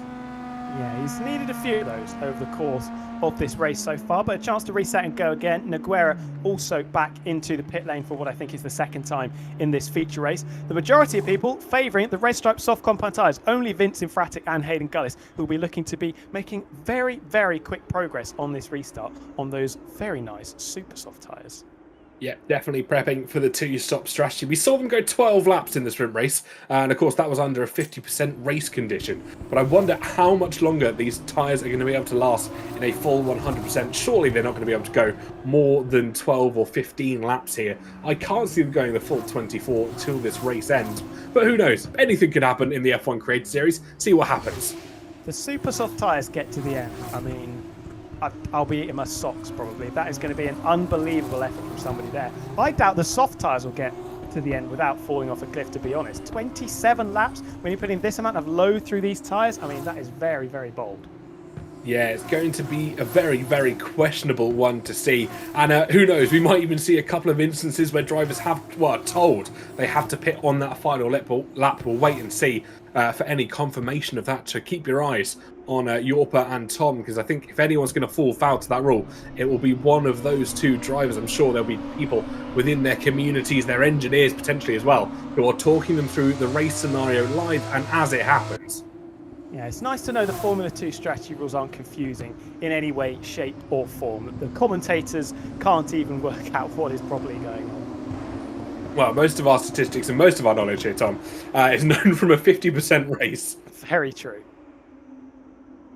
I mean, yeah, we, as Gareth as Gareth has put in the chat there, safety cars are plenty, I think. So watch this space. I think we could be seeing everybody on a brand new set of tyres by the end of this Grand Prix still. Yeah, this certainly echoes what's happening in real life at the moment, as well as Crofty did remind us during the qualifying session that there hasn't been a Singapore Grand Prix without a safety car, I believe, in its entire existence. And if not, maybe two here for our F1 drivers, who are taking to different machinery this time around. The Dallara F2 2024 spec. These contain a 3.4-litre V6 engine, making a whopping 620 horsepower. Incredible, isn't it? From cars that look this small, that's so difficult to drive. You've got just so much power at the mercy of how aggressive you are with that right foot of yours, or right index finger for people that are playing on the controller / pad. Incredible, incredible machines. And I mean, they're difficult to drive. I've had a go in them, obviously. They're difficult to drive, but they are a lot of fun, especially when you're hooked up. Yeah, just to put this into probably more clarification and to compare it to something else that drivers or people watching at home may know a little bit about, the Ferrari F2004, obviously the quite infamous F1 car run by Ferrari in the 2004 season, only had 860 horsepower. These cars make 250 less, and they're probably half the size. Absolutely. They're little pocket rockets, aren't they, these F2 cars? They certainly are indeed. And don't forget, you can join the conversation, hashtag F1 Creator Series on Twitter. And of course, the wild card coming in there, it is the F2 takeover. If you are just joining us on Twitch, YouTube, or Twitter as well, welcome into the Creator Series. Welcome to what has been a chaotic start so far with the sprint. Then the one-shot qualifying, where we had a lot of rain coming down on this Marina Bay circuit. And now you find yourselves in the feature race, 9 laps of the way through. And this is going to be a fascinating end. Yeah, especially with some of the quicker guys now buried in the pack. The likes of Tom, Tim, and Marduk got their work cut out to try and force their way back through. Dark Viper very quick. Infratics up into 11th place after starting right at the back. Hayden Gullis still down there in 15th as EME joins the session. Won't be able to jump into anyone's car, unfortunately, for them. Thankfully, they won't. Gareth Allen saying that he's going to try and get on the F2 grid, so we'll certainly be seeing safety cars aplenty when that happens on the F2 season. But lap number 9, still a decent way to go in this race. I imagine the safety car's going to be in this lap, though Nogueira does have a decent chunk of time to try and catch up. And I worry a little bit for Meraki here on those old super soft tyres. As you see, Ben looking for his 10th win in the Creator Series. He's definitely got the possibility to do it. 7th place at the moment, but on a brand new set of those soft tyres. Meraki on used tyres, used super soft tyres, could be struggling, let's say. Yep, certainly will be. Of course, Tim Marduk being the first Creator Series driver to amass 1,000 points over the career title, making it equal on 69 starts with a couple of the other drivers on the grid at the moment. I believe Safso is actually one of the drivers that's made the most race starts here in the F1 Creator Series. And so far, of course, our Season 1 champion. Safety car is in this lap, though. Race control lets us know. And Lolly Nova will take our pack away. Raz and Chai from Meraki from Safso are now front 4. Yeah, rejoice we can get going once again, and Lolinova finding himself in a familiar position out in the lead of this race, although he's got some very quick drivers behind him. Razin Chai, who has ended up back in 2nd place. And well, this is quite the slow restart if I've ever seen it. Anyone remember Jensen Button from China 2010? That is a very, very old reference if people can get it. I rate you very, very highly, backing everybody up. And Razin's going to have to have his wits about him for when this high-tech gets going again. Yeah, the lizard that was on track in actual real life Singapore today was probably going quicker than Lolly Nova is at the moment. But Razin Chai will certainly have to have his wits, and I think it is actually a really early launch from Lolly Nova before we hit the final couple of corners, and we are racing once again. Lap 10 of 34, and the high-tech leads us away from the Prema, from the MP Motorsport car. Our front 3 are Lolly Nova, Razin and Meraki. Someone was very wide coming out of the final corner there, though. I'm not quite sure who it was. Was it the high-tech? Was it the other high-tech of Dragonflies who's struggling to keep within the track limits again? He's tumbling through the field now outside of the top 10. That guy, Vince Infratic and Dark Viper say thank you very much. No invitation needed. So the red carpet is rolled out by Dragonflies as he drops down the field. Yeah, he certainly does indeed. And I think there's damage on the high-tech and Dragonflies there. Front left end plate missing potentially. I didn't quite catch a good look at it. We'll see it for a second time as he swoops past here. And that is certainly damage to the other high-tech car. One leads, one P11 at the moment. But Razin Chai has not let Lolly Nova escape as we head through the right-hander of Stamford. And it is going to be the Prema car that is chomping at the bit to take over from the high-tech and retake the lead of this race. Absolutely. So Yorpa, the leader of the drivers that came into the pits, he's got to deal with Safso first of all, and you can look at him there, right underneath the rear wing of that Triton. I think it's only a matter of time before one AMP Motorsport car joins the other inside the top four. Lolanoba, though, being shadowed by Razinchai as we come through the Anderson Bridge and down into car park corner of turn number 13. I'm going to keep calling it car park corner as we cross the Anderson Bridge, but Punji there in the Invicta car through the left-hander trying to hold off Bushy Yance. I think that was Mike, I think that was Mike Paul Bushy Yance trying to nip a look down the inside, but it hasn't worked out this time around as Mr. Dale gets past Bushy and up to P17 for himself. That was going to be Mike Donaldi looking for a move, and someone's gone very wide indeed. That's going to be Ultra Killer, who didn't have the best return last night out, and this time around hasn't gone the same way. Punjo on team radio. Oh, this is getting punchy. And we're starting to see some moves being thrown. Safso's managed to relegate Meraki down into fourth place as he grapples on those super soft tyres. And we've got a Rodin going off the road. That is Matty D13. I wonder where he's had a little bit of an adventure into Narnia off through 17 and 18. Big cluster of cars down to turn number 1. What order are we going to be in? The 2MP Motorsport car swapping places. Tom into the back of Meraki. Bit of a slide on. Almost gets a swap on as that guy Vincent Tim McMahon debate 7th and 8th behind him. Amazing save from Tom there. Just a little bit of a clip of the front wing with Meraki, but managed to keep that car on the straight and narrow. As you said, Team McMahon pipping out that guy Vince for P7 on the track in Fratic. Not far behind as well with those super soft tyres, but we're hearing reports that Meraki's tyres are gone. He's calling for his virtual Bono, but I don't think anybody's going to be coming to his rescue. Yeah, Bono not here to save you, unfortunately, Jake, and I think you could be at the mercy of a few cars behind, starting off with Tom, who was getting in a real tussle with him, wasn't he, early on in this race. Then it's Tiermont Marduk and that guy Vince on the super soft tyres. Watch out for Vince in that dam. Same with Infratic, who has somehow ended up back into 9th place of this race, and suddenly is looking at a very decent result indeed as we come through the middle sector now, the technical part of the track. I'm surprised we haven't seen anyone making any major mistakes here, because if you touch that curb going onto the Anderson Bridge, it can absolutely spit you face first into that barrier. Down the inside is that guy Vince into the car park corner. Couldn't quite get alongside. Now he's going to bolt down on the exit, and when he was looking at trying to get 7th place, he falls down into 10th as Dark Viper comes through as well. Yep, day late and a dollar short was that move by that guy Vince, and actually opened the door for Infratic and Dark Viper GT, P8 and P9 for those two respectively, and we'll have a lot of work to do to try and recoup those positions as Noiguera gets past. I think Mike Donaldi might have found himself in the barrier down in P20. Yellow flags are being waved in that section of the track. No damage, fortunately, for the ART driver, but we continue on. Yorpa gets past Safso. And through we go with Safso getting past Yorpa once again into the final corner. Yorpa going very wide, almost doing a Carlos Sainz from qualifying. Sorry if that's any spoilers for anybody there, as the Trident helps himself to get back up into 3rd place. The 2MP Motorsport cars still sat line astern behind. Tom ahead of Tiermont Marduk in Fratic up into 8th place after that mistake from that guy Vince. El Rey Guri's up into 11th as well. Didn't have a great qualifying, apparently, although we can't confirm it, not running a proper setup. He's on the default setup, still doing a very decent job. Are we about to see the lead change hands here though? I think we certainly will do. Razinchai has a fantastic run on Lolinoba, moves to the inside line, gets the move done on Lolinoba, and Yorpa as well gets the move made on Safso, so changes are becoming all amongst this grid, and that is another move I think from, it's going to be Meraki trying to move on Safso. He dived down the inside, but Meraki just a little bit too late on that trigger as Tom now puts pressure on the man from the east of the UK.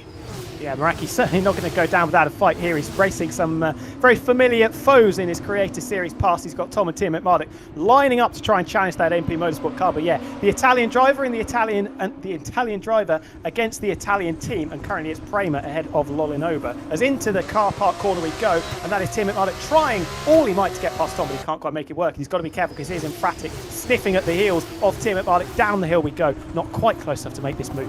Yep, Infratic will be looking to try and make a move on Ben very, very quickly indeed. He's not necessarily a patient driver. We've seen that in seasons gone by, and especially in the season opener at Monaco last time around. But Tiermont Marduk is a specialist when it comes to defence. He'll hold Infratic back as long as he wants to, whilst at the same time trying to put pressure on Tom that stands in front of him. But our front two continue to lead. Razinchai from Lolinoba. Yorpa rounding out the podium at the moment, unless Safso wants to try and do anything about it. Tom has gone side by side with Meraki, thought about it for a moment, will swoop around the outside of turn number 1, but the door firmly closed on him. Yeah, and a couple of drivers starting to find their mojo. Notably, Ere Guri has just cruised up to the back of this rather large train, along with Noguera as well, down in 15th, but just taken the fastest lap of the race. Down the inside into turn number 5, I think that was, with a Van Allen sort of Dark Viper battling away with that guy, Vince. Safso, are you winning yet? No, unfortunately, Safso only in 4th place as he looks to try and claim his first Creator Series victory. Look at this train of cars through the kink of 6. What order are he going to be in down into turn number 7? It's Meraki up the inside of Tom. Tim Marduk sniffing around, trying to get involved as well. Pick up any scraps that he can find in the bin of this potential battle. They're going to remain side by side in his way. Meraki just squeezed down on the exit. Tim Marduk trying to swing it around the outside. He's going to run out of road. Got to be careful because you can just get very lazy on the throttle and find yourself face first in that wall. But it is the Invicta car up into 6th place. Fantastic driving from Tim McMurdoch there, avoiding the barriers like an absolute pro. Tom, of course, closing the door on Meraki. That's seen him drop down to P7 as we head across the Anderson Bridge into the car park corner. And it looked like there was going to be a move further back. There is indeed the Red Bull liveried car of Elray Guri diving down the inside of that guy Vince. And they go side by side as we run down towards the right hand and turn number 14 at Connaught. And it's going to be who's later on the brakes this time around. Elray still trying to get round the super soft tyres that stand in front of him, but Vince says no. Yeah, absolutely. Good defence, robust defence from Vince there. Meraki in 7th place. Clearly the cork in the bottle as Yorpa was caught up to the back of Lolinobre. He seems to be struggling a little bit here. Nearly outside 1 second behind Razin, who's looking fairly comfortable, it has to be said, in 1st place. Then it's 2.5 seconds back to Safso, Tom, Tim Marduk, Meraki, Emphatic Dark Viper, that guy Vince, and Elray Guri, the rest of that big DRS train that we are seeing. Well, don't forget, Yorpa is the first of the runners that pitted for brand new tyres, so that could explain the sudden release of pace that he finds himself in at the moment. Tom, who can't get past Safso at this present moment in time, the other driver that pitted earlier in this Grand Prix. So Safso, Lolinobre and Razin, all drivers on their original set of tyres as we continue through this Grand Prix. But Yorpa, I think it will be when, not if, he manages to get past Lolinobre. Will he try and catch up to Razin? He has the inside line for the left-hander, memorial corner, but door again slammed in his face. Lolinobre defending like an absolute hero. Yeah, smart from Yorpa as well, though, thinking about lap 34 rather than lap number 14. Tim Marduk thinking about lap 14 there, though, as he sent it up the inside of Safso, got a little bit wobbly over the curbs, thankfully keeping it out of the barriers and remains in 6th place and on the black stuff. But look at Meraki behind him, now over a second behind. He is clearly the cork in the bottle, and the drivers that get past will certainly be spraying the champagne once they manage to dispose of that MP Motorsport car. Yeah, you have to be careful that you can't go for an opportunistic move. You've got to be careful when you pick that opportunity to strike. As we saw with Tim Marduk just a mere couple of moments ago, he went for it and didn't necessarily manage to get it optional that time. But I'll tell you what has changed. Lolinobre has managed to dispatch... Yorpa has managed to dispatch Lolinobre for P2 on track. He'll now have Razin Chai to try and chase down. 1.5 seconds is the disadvantage that he holds, but he's got over 20 laps of racing to break that down.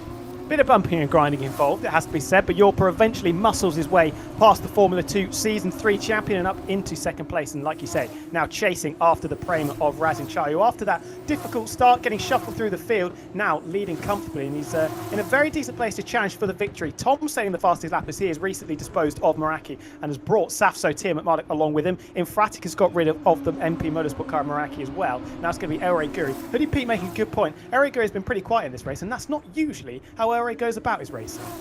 He's been quiet, but he's been stealthy. He's up to P9, of course. He started, I think, just a little bit further back from that. Actually starting down in P15. So slowly, he's been like a silent assassin making his way through the field at the moment. He has got Meraki just standing in front of him in P8, but I'm sure he'll be able to dispatch the MP car in no moment's time. We see Tim Marduk swinging one round the outside of Safso, and Safso having to slam on the brakes to avoid the spin for himself. And the Trident car managing to just hold on, but Tim Marduk with an almighty move. Yeah, insert the bumping and grinding going on once again as Ben muscles his way past Safso, is now potentially at the mercy of Emphatic on those new super soft tyres. Then it is Meraki still holding on. I wonder when he's going to bite the bullet and just stick on that set of soft compound tyres that can take him to the end of the race. We'll have to wait and see. Yeah, we're not far, of course, from half race distance. That will come at the end of lap 17 of this Grand Prix. But Tim Marduk so far making good time. P5 is where he finds himself at the moment.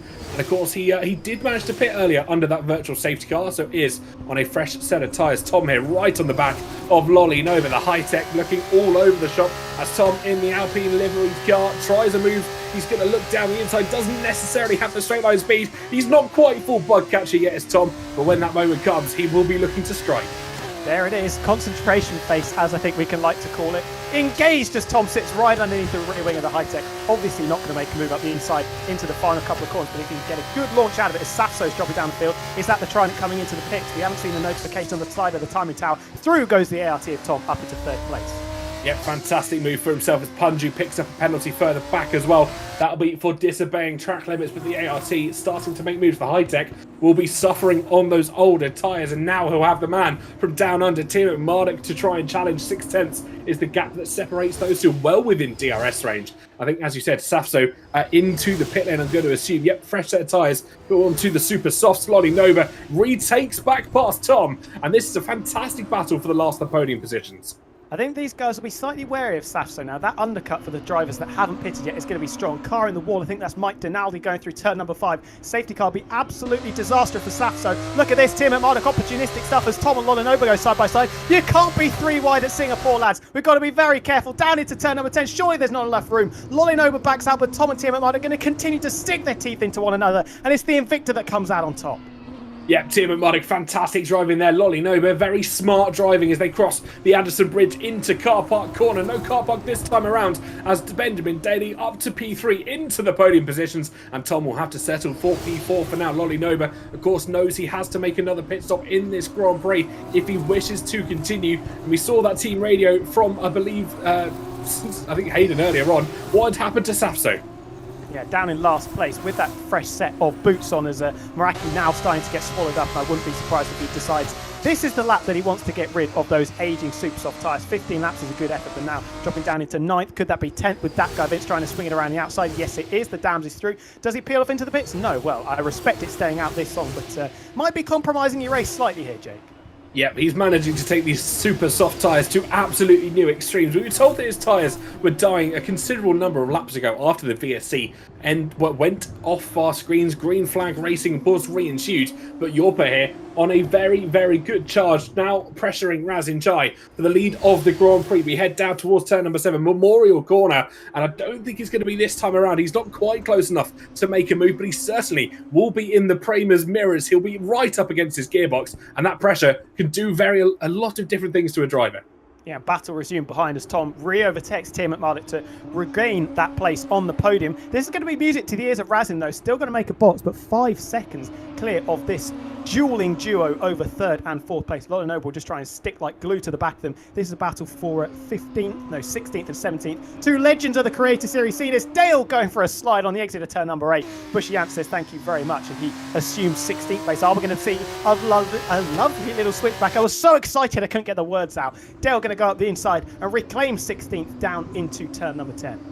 Beautiful move from Mr. Dell, although he did push Pushy just slightly into the barrier there, but back up to our race leaders. Razin from Yorpa, 5.1 seconds is the gap back to Tom, Tim and Mardik, and the rest of the drivers in that pack. So these front 2 are practically alone. Razin does have to pit, sorry. Yorpa, we don't think he has to pit again unless he jumped a little bit too early into that pit stop. We cross the start-finish line to start lap 18 of 34 here. We cross half race distance. And watch out for Infratic as well. Now up into 6th place on those super soft tyres, and as surely is going to be passing Lolinoba anytime soon. The gap between these two still just 0.2 of a second as Hayden Gullis puts one over on Meraki. That's a bit of a grudge match if I've ever seen it, as Meraki now falling through the field, and I think he is actually into the pits now. Yep, I think he is. Fresh new tyres for Meraki. Get rid of those super soft tyres. Bolt on a set of softs to the end. I think that's pretty much sensible. 50-50 split for soft and super soft. And that will see him certainly to our race end. Yorpa now with the overspeed DRS open. And he inherits that race lead away from Razin Chai. He took the fastest lap. Although Safso's just stolen it away on the super soft tyres. But the MP Motorsport car in a commanding position here. Team and Monica and Tom also having a bit of a battle as we head into the right-hander. Turn number 8 through the left-hander. A sweeping left-hander essentially for our drivers, and Ben can just try and hold off Tom here. Yeah, and that is off the road. That is an Invicta, and that is Matty D, who has certainly pinned the wars in this race, feature and sprint, holding on to 11th place with Punji sat just behind. Dale picks up a penalty. 4 drivers with penalties, coincidentally, all in a line. Punji, Dragonflies, Dale, and Bushy Ant with Ultra Killer behind. Looking at Safso, he is, 7 seconds ahead of Meraki. That undercut has worked very, very nicely for the Trident. It has indeed. Fantastic drive at the moment. Of course, Meraki already down in P last. He's 2 tenths off that guy Vince, but of course they've got 6.5 seconds to make up to Mike Dinaldi in P18. I'm pretty sure everybody, or at least the majority of the grid at the moment, has made their mandatory pit stop. At the moment, P5 and P2, the only drivers who have not made that mandatory stop. As Matty D comes across the radio, Punju, I thought you would make it hard for me. Yeah, that's, interesting message there from Matty. Not sure what he's talking about. Punji, though, he certainly made it hard because the Rodin car had to go off the circuit to get past, but he does get up into 11th place. Razin, though, has done a very good job at sticking underneath the rear wing of Yorpa. This is just helping his race. The more laps he can just get dragged along by the faster car on the fresher tyres, this is going to benefit him massively. It certainly is indeed. As we continue through this Grand Prix. 19 of 34 here. Razin Chai, of course, he'll be wanting to be dragged, as you mentioned mere moments ago. But actually, he's not content with sitting in P2. He's going to use that DRS overspeed and retake the lead of the Grand Prix. Now, maybe it's a bit of a challenge between themselves. How far away can they pull from the drivers behind as Tom gets past Tim and Marduk? Infratic gets past Lolly Noba. So Lolly Noba still needs to pit here as well.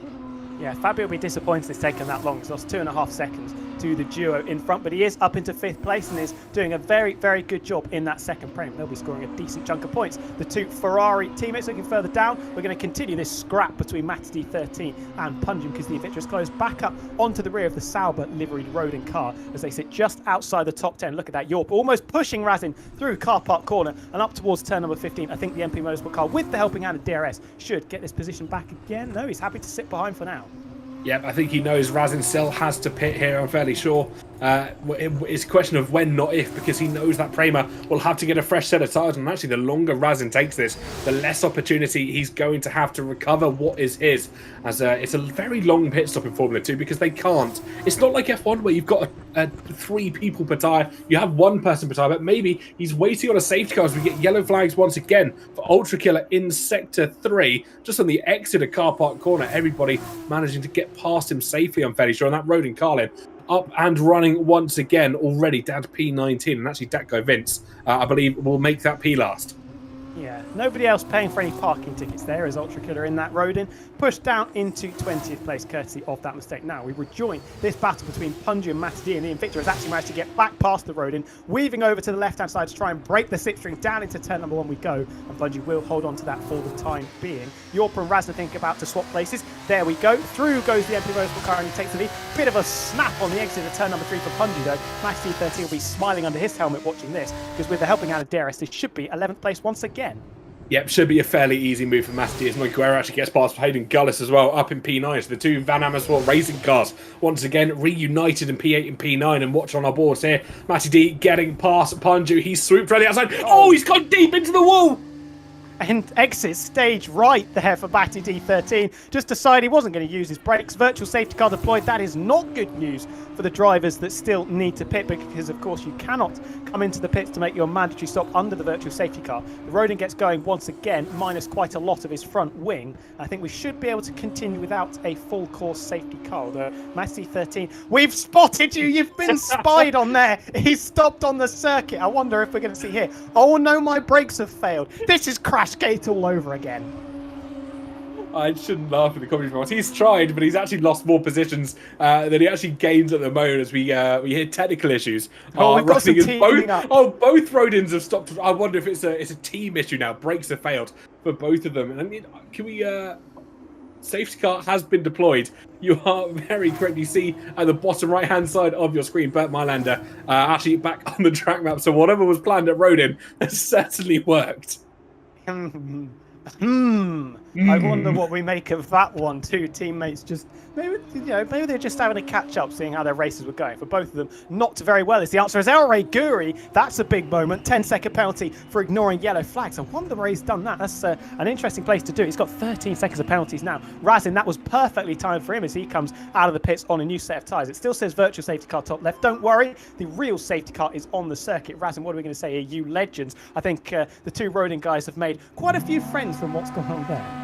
Yep, I think, well, you never know. The first race out, it's always good to make friends in the paddock, and I think that's what Matty D and Ultra Killer were trying to do. But as you said, it might be Crashgate all over again, but who knows? Maybe they've taken Max Verstappen's brake engineer from Australia last year and put him in the Rodin team. Are there any Brazilians in this race? Just trying to, just asking for a friend, Nelson Piquet Jr. Where are you? I mean, it's made the race very interesting. We've been neutralised. Everybody's going to come back together. Yorpa and El Rey Guri as Matty D picks up a penalty for speeding in the pits. I'll be honest, I don't think that's going to be top of his agenda to care about at this moment in time, down in 20th and last place. I wonder what Yorpa and El Rey are going to do. El Rey obviously stayed out. He had the opportunity to come to the pits, elected not to do so. Yorpa, I would imagine he's going to come into the pits here. He's already caught the safety car though. Yeah, very, very true. It'll be interesting to see what happens. Of course, they can take that risk, go back into a set of super softs if they've got a fresh set waiting for them. Of course, pit stops under full safety car do count as their mandatory stops, as opposed to their virtual safety car counterparts, which normally don't. Now, I wonder, if the game is displaying us a virtual safety car, would that potentially cause any issues with making that mandatory pit stop? I don't think so. I think it's the thing. Maybe if we pause and unpause and we jump back in, that might remove itself. No, still virtual safety car. So that is that. So who is staying out? Yorpa is staying out. That is a bold call. El Rey coming into the pits. That'll obviously allow him to remove that penalty. But yeah, he's going to lose a whole host of places in there as well.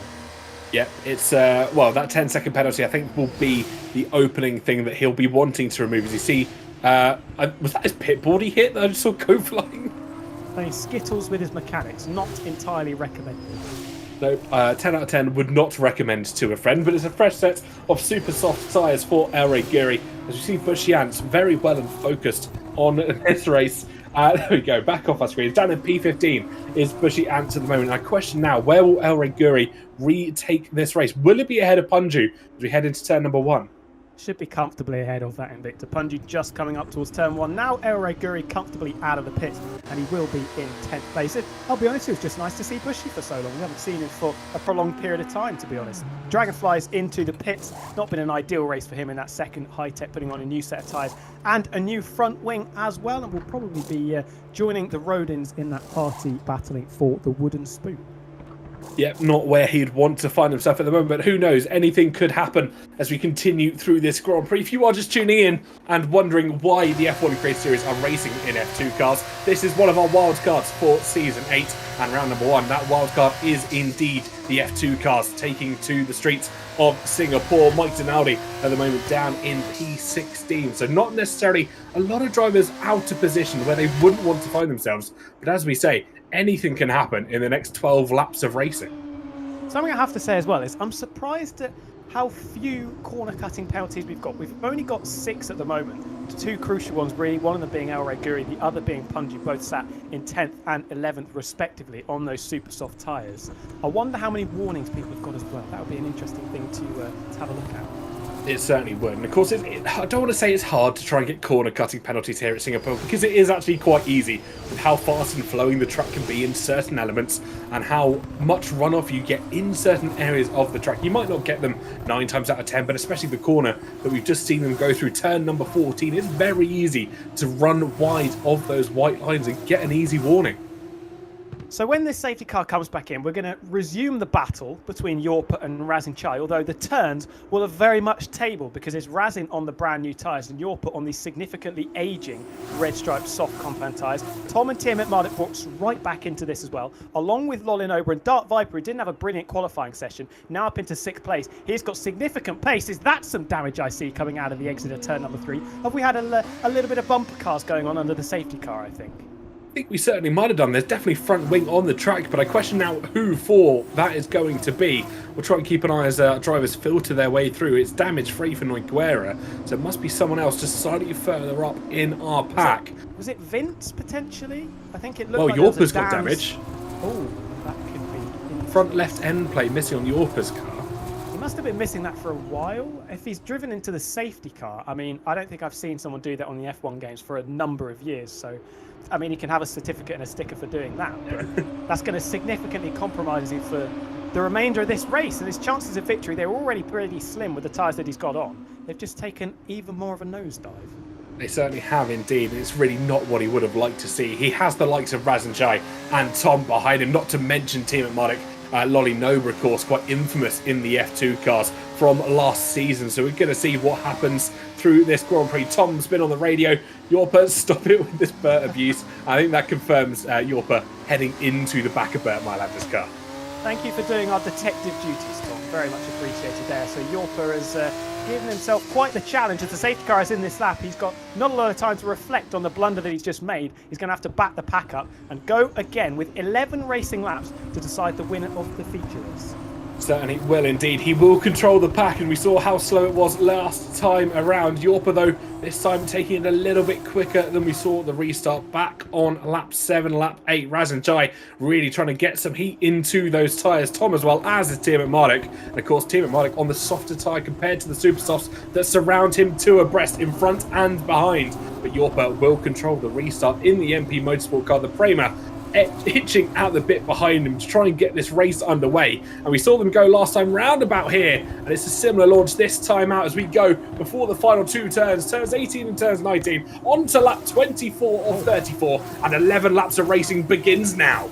Tom, when it rains, it pours. He didn't have a great restart, then cut the final corner and picked up a 3-second penalty. So he was obviously one of the drivers sat on 2 corner-cutting warnings, and now he's got a 3-second penalty, joined by the current race leader as Yorpa makes his chances of winning this race almost impossible now. Wrong tyres, poor front wing, and now he's got a 3-second penalty. Yeah, it's just gone from bad to worse. It's not the day for Yorpa in this situation, but Razanjai will be celebrating in that cockpit, and he's already made the move past the MP Motorsport car. But look at this, they're 3 wide with Tom getting involved as well. No DRS, of course, for the first 2 laps of racing when the safety car peels away. Yorpa tries it down the inside, but Tom shuts that door very, very calmly. But Team Monica and Dark Viper now getting side by side. Yorpa's got chaos. Dark Viper up to P4. I think that surely Yorpa might have lost a considerable number of positions, 5 off this race start.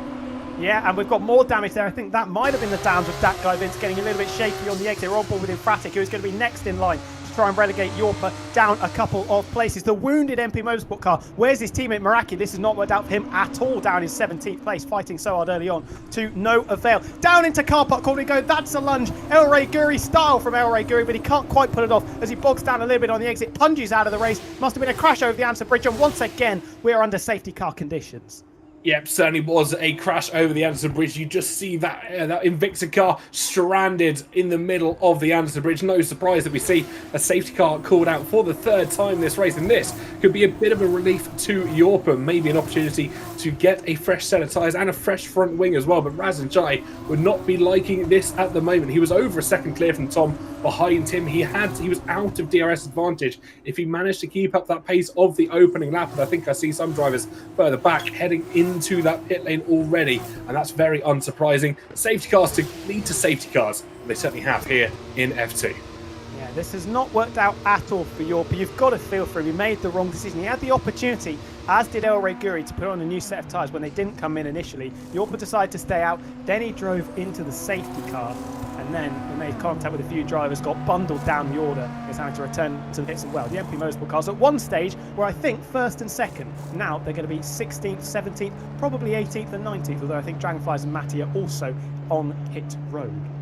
Yeah, Meraki getting caught up with his teammate as well. You just saw that Yorpa into pit lane. Meraki wanted to as well and just had to wait. We've got a replay of the incident. We're going to switch to that in just a moment. There we go. We have got... we will have a replay in just a moment. There we go. Punj's point of view here. His beautiful triple monitor setup. Little bit of collision as they head onto the Anderson Bridge, pinched over that curb, and it's so brutal. And what is this? Car's coming towards him. There goes the front wheel, and that is him well and truly out of this Grand Prix. I mean, I can't believe he stayed so calm while all those drivers were piling towards him. I was definitely sitting quite uncomfortably there as I was seeing cars piling down the Anderson Bridge right into him, and one of them, I think it was Dragonflies, piled straight into him. And if this was real life Formula racing, he probably would have vaulted over the top of the Invicta. Yep, I think that car would have acted like a makeshift ramp on the Anderson Bridge, which, luckily, it doesn't happen on the F1 games, but very unfortunate for Punju to kick off this season of the F1 Create Series. We'll be starting with a DNF to his name. Mr. Dale, on the other hand, is up to P11. Where has that happened? Dale on the super soft tyres. He's got Naguera and Hayden Gullis in front of him. I wonder who it was that made initial contact with Punju. Was it Dale? I thought I saw a Trident in there as well. So maybe Safso, who has lost some places, also caught up in that. He made a trip into the pits. So potentially Safso caught up in that somewhere. But if it was Dale, he's managed to get off scot-free with that in 11th place. Yep, I think everybody managing to keep their nerve ever so slightly, but as we've said time and time again, the Anderson Bridge is not a place you want to make a move. You can quite often see chaos happen and Tony Hawk moments as they cross that element of corners and into the pit lane. Is Mike Donaldi. Interesting here, it doesn't look like he had any damage on that ART car.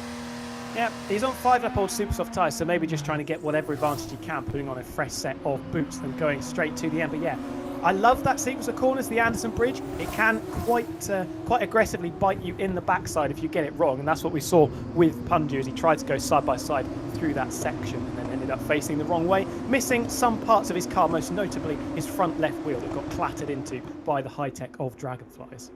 Yeah, we head down the Raffles Boulevard at the moment in towards Memorial Corner, and it is still Raz inside the lead from Tom, but of course Tom has that 3-second penalty to his name. He will not be excited for this race end now because of course he's got to try and pull away from Team at Marduk, from Lolly Nova, from Dark Viper. 3 very, very quick drivers that we've seen in F2 over seasons gone by. Team at Marduk, of course, getting the win out in Austria, either last season or season before. Lolly Nova and Dark Viper. I don't think we need to say much about their F2 prowess.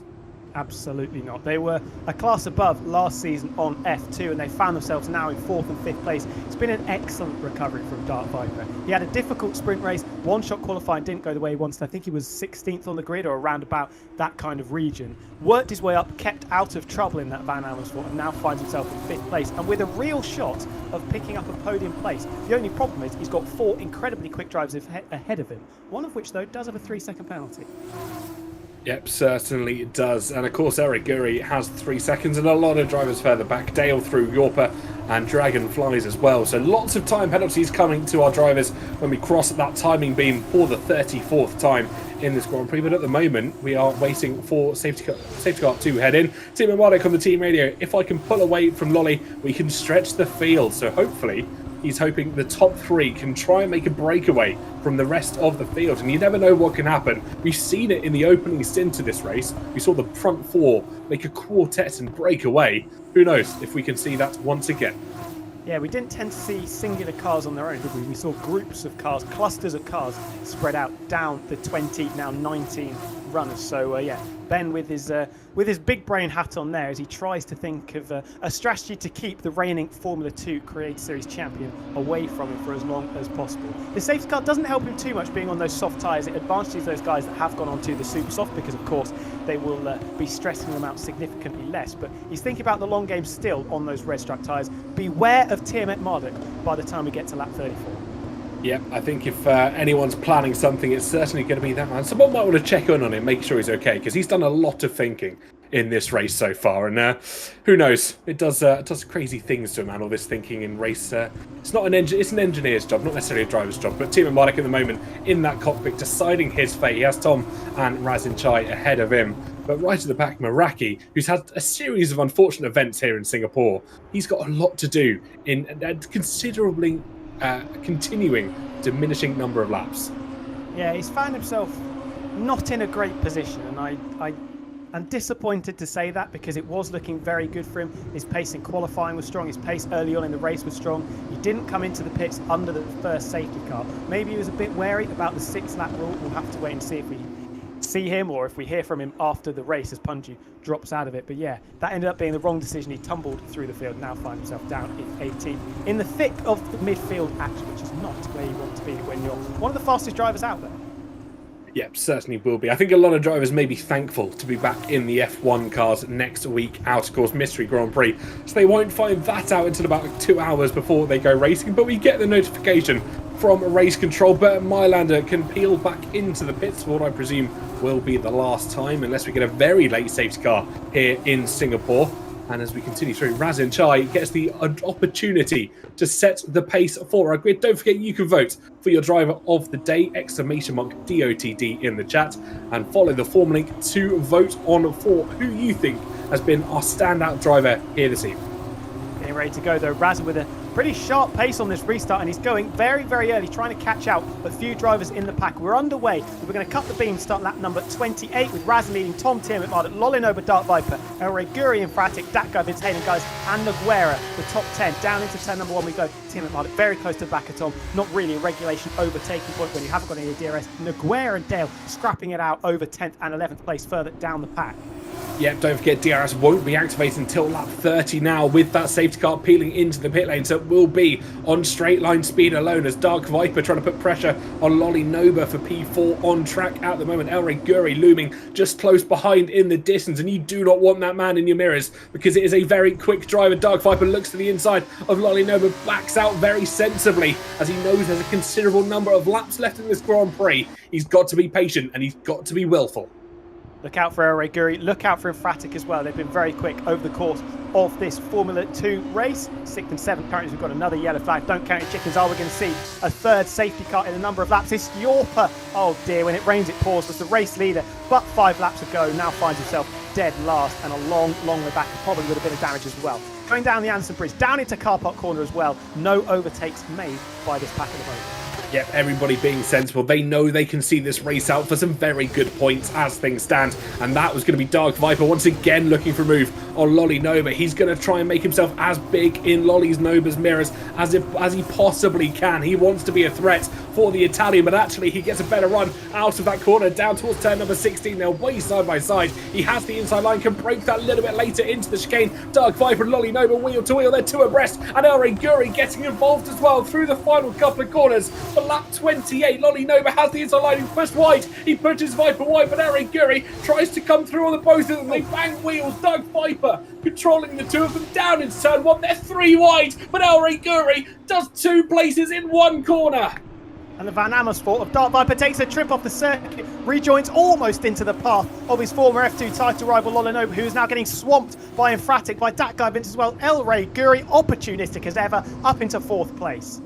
Fantastic move from El Rey Guri. He's going to hold that, and he now can start the charge to Tim Marduk up in P3. But I think Dark Viper will have something to say about that as he's trying to challenge, but further back, Lolinoba and Infratic going wheel to wheel. They're not going to let themselves get any breath of fresh air and into the barrier. There's a collision. Infratic, Lolinoba, and I think Datgo Vince caught up as well. The trio of cars going spinning round, and Datgo Vince, I think, has no front wing. Yeah, and Infratic cannot buy a break in the Creator Series recently, finding himself caught up in instances. It was looking so promising, but a few laps ago, now down in 13th and probably lower considering he's got half a front wing. Lolinoba towards the back as well. The F2 champion out of contention in this race. He was, well, shades of the Formula 2 championship from last season in his epic battle with Dark Viper that in the end resulted in him getting shuffled down and then caught up in contact. Yeah, dive down the inside from Mike Donaldi as well, in towards car park corner. Sees him get past Datgo Vince, and Dragonflies narrows his way through as well. The high-tech getting past the Dams car, and the rather stranded Dams car at that with completely no front wing. This is surely Vince's race over and done with, but back up in the lead, Tom trying to chase down Razin Chai as we cross the line, start lap 30 of 34. We've got 5 laps to go in this race, and this is still anybody's game as DRS becomes enabled. I wonder what Tim Marduk's going to be thinking here. Obviously, Tom at the moment isn't really a threat, considering he's got that 3-second penalty as Butch Jans picks up a corner-cutting penalty. He's 1.8 seconds off the back of Razin.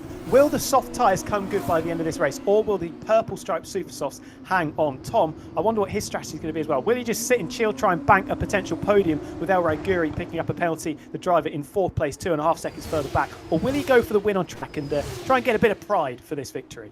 Well, we'll wait and see. Of course, 4.5 laps to go. The question does remain, will he try and win it on the track? Will he hope for a Razin Chai mistake? And I think if he doesn't, then he's not a racing driver. But that Prema car has looked pretty flawless all through this Grand Prix. Further back, Mr. Dale managing to try and hold off Hayden Gullis in that Trident car. He tries to swing him around the outside, pushes Gullis wide. But Mr. Dale just managing to hold on. Is now his opportunity to go round on the outside line. Red Bull versus Trident in the battle of the cars. And I think this is going to be Matty D trying to get involved. All 3 of these drivers have raced in F2 over the seasons. They know the cars very well, and they will be patient, they will be opportunistic. But Mr. Dale leading Gullis, leading Matty.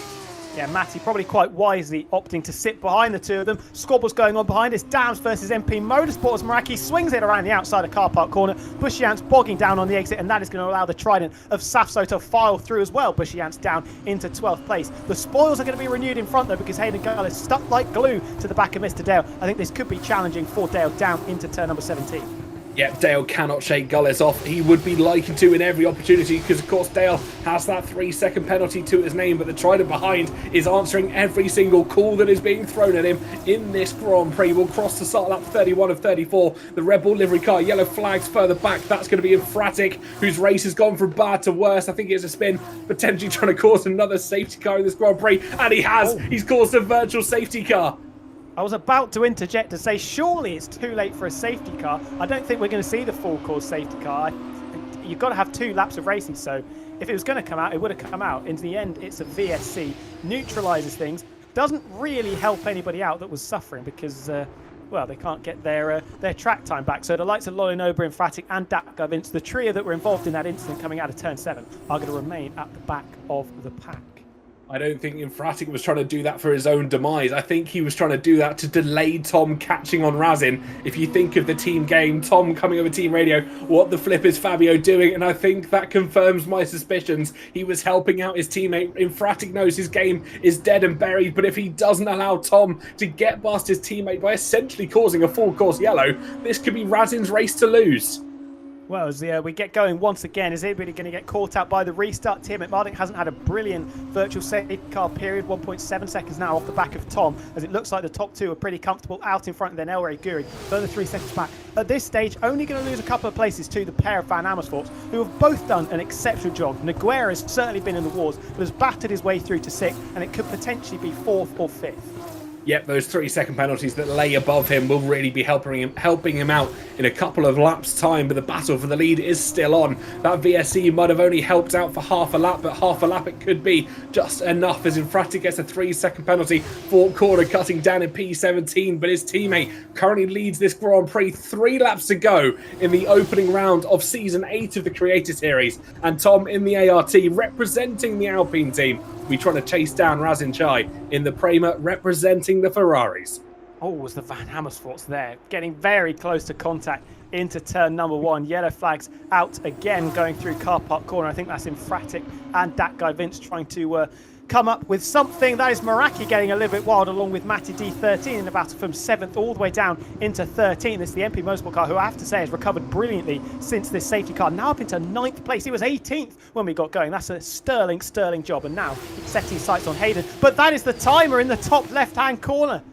Wow, I don't think we've seen that come into effect, and this could have saved Razin's race. Who've seen this before in an F2 feature race? The time has expired here in Singapore, so it will be this plus 1 lap if my memory serves me correctly, and Razin Chai will surely know he's got 3.070 miles to contend with, and this is surely going to be his race to win. He's already got driver of the day, 45% of the votes going his way. 1 more lap to contend with. This creates series. Absolutely justifiably. Yeah, this is the final lap. They've got 1 sector to go. Unless there are any major whoopsies for the Prema driver, it is going to be a fantastic victory for Razin Chai. Tim McMartin entering the last chance saloon now. He needs something to happen in front of him between Tom and Razin Chai, but I think Tom is going to smartly just sit in behind the Prema. And in what has been an outstanding race, we are going to have a climax finish here. We are indeed rounding the final couple of corners. Razin Chai, who will be able to hold off Tom as he come round 18, come round 19. Razin Chai, with help from his teammate, will take victory in Singapore. Tom P2, Team McMartin will steal P2 away on penalties, but can Tom hold the podium? Surely he can. Dark Viper couldn't quite get up there, so it will be Razin, Ben Daly, Tom as your top 3 in Singapore. That's a massive collision. Safso into the wall right at the end. I think that looked fairly intentional, to be honest, just driving into the wall. Front wing scattered aplenty down the pit straight, and we didn't even get to see what the final result was. But Razin Chai, I think, justified picking up driver of the day there. Excellent performance. He didn't lose his head after being shuffled down the order early on and picks up a race victory. The game gives it to Safso, who's also in the wars a little bit. And had we not had that first safety car, he could have been challenging potentially for a podium as well. What a finish we've just seen in Singapore. I didn't know that you could run out of time in an F2 race on this game. What a lovely feature to discover. And also has helped out Razin's race massively. I think Infratic will be getting a massive pat on the back because that half a lap under VSC surely helped secure that race victory, bring it home for Britain, and of course the Prema team as well. Fantastic stuff. Tom picking up P2, and then it was Tia McMurdoch just pipping out in P3. Other way around. Yeah, and with that penalty, of course, yeah, they ended up swapping over. And I have to say, from a commentator's perspective, we were watching all the action. That wildcard worked an absolute treat. We got the battles we wanted. We had a grandstand finish. Razin Chai for Prema, and technically Ferrari picking up the win there. Then it was Tim McMurdoch and Tom. Good performance from the Van Amersfoorts, as we said. El Rey Guri battling hard as well to get up into 6th. Hayden Gullis picking up a decent haul of points, along with Meraki, who was in the wars, managed to recover nicely to 8th from 18th on the final restart. And then Safso and Mike Denaldi on debut, rounding out our top 10. Yep, and then the rest of the finishers, Matty D, Mr. Dale, Dragonflies, Bushy Ants, Ultra Killer, Lolly Nova, Dat Guy Vince, and Infratic, and Yorpa and Punju failing to finish here in Singapore. Well, I'm going to stand by everything I've said. That was incredibly exciting. We had some really good battles in there. If you want to watch DRS trains, I said it before the start of the race, go and watch something else. That's not what we're about here. We're into action, we're into excitement, we're into unpredictability, and you don't get that sometimes with DRS trains. People just sat behind each other until the final lap of the race. But, that's just my point of view. Very true. And as I say, it's just one man's opinion. But I think we've had a fantastic race here at the Marina Bay Street Circuit. We've seen chaos, we've seen carnage, we've seen strategies that we thought are never going to work be pulled off to the utmost extreme. And we've seen team collaboration like we've never seen before in the Creator Series before. Razin Chai, of course, getting the victory with his teammate, let's just say helping him out with the virtual safety car coming to boot in the final few laps. I'm amazed he did that, considering how aggressively he fought him. Was it in the sprint? Feels like so long ago when they battled down into turn number 7 and was certainly given the cold shoulder by his teammate. But yeah, teamwork in the end, helping Razin to have a nice little buffer up the line. Yep, certainly was. We're going to get Tom in for a quick chat. Of course, P3 finishing after those podiums. Tom, it was a podium in the end. Of course, penalties coming away, just dropping down one position, but a very good result nonetheless. Yes! Boom shakalaka! Sorry, I couldn't hear you because I had like 5 audios going on at the same time. That's why I looked like I put a very weird face. But yeah, it was good fun. I mean, obviously nobody expected for there to be Formula 2 cars today. I did not expect it all, especially because obviously this season we're gonna do like different wild card and stuff. Well, nobody expected the wild card to be F2 card, so everybody was caught off guard. But I think this kind of proved that with everybody not being able to practice, it was chaos. It was flipping chaos, and that's what we like to see, right? It was insane. Yeah, it certainly put everyone on a bit of a level playing field. Sorry, Tom. Keep going. No, it's fine. I was just going to say, Tom, we've got Tom cubed in the commentary box now. That's exactly what I wanted to see when he started. Yeah. Hey, but listen. You guys are the imposters because I am the better Tom, because there's an H in between the T and the O. What are you guys doing? You're forgetting some letters right here, guys. So sorry. We're going to have to call our parents out for that one. Yeah, exactly. Come on now. My point to you is, it really looked, from your face that we saw, from the battles you were having as well, you really enjoyed that race. It looked like you were having fun. It looked like you were well up for it. Hey, listen, I'm always having fun, but yeah, no, you're right. I think this was a really good race. I mean, obviously from my POV, I was always in the battles, but I think even if I wasn't like at the front, I think if I had these battles, it would have been a huge success because it was left, right, center, and respectful as well. I think previous seasons we've seen like maybe a couple of incidents like coming together, not leaving enough space, but it was really clean. I think just leave a little bit of extra space, and then you're gonna have this racing. And I think, yeah, this was epic. It was epic. Hey, what the flip are you doing?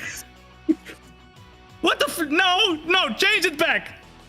I'm not having this. That's not on us. That's it must have been a glitch. No, it's your fault. No. You guys are it's you guys are in control, right? No.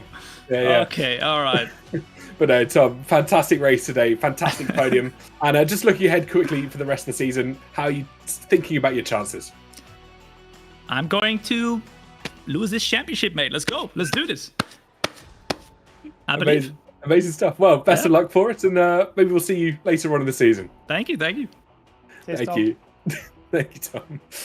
I think next up, to get in, probably Tia McMurdoch, of course, P2 finisher on the track after those penalties became applied. And we'll talk to Razin in just a little bit later. But Ben, welcome in to the commentary box. Of course, P2 on track after those penalties from Tom got applied. How are you feeling?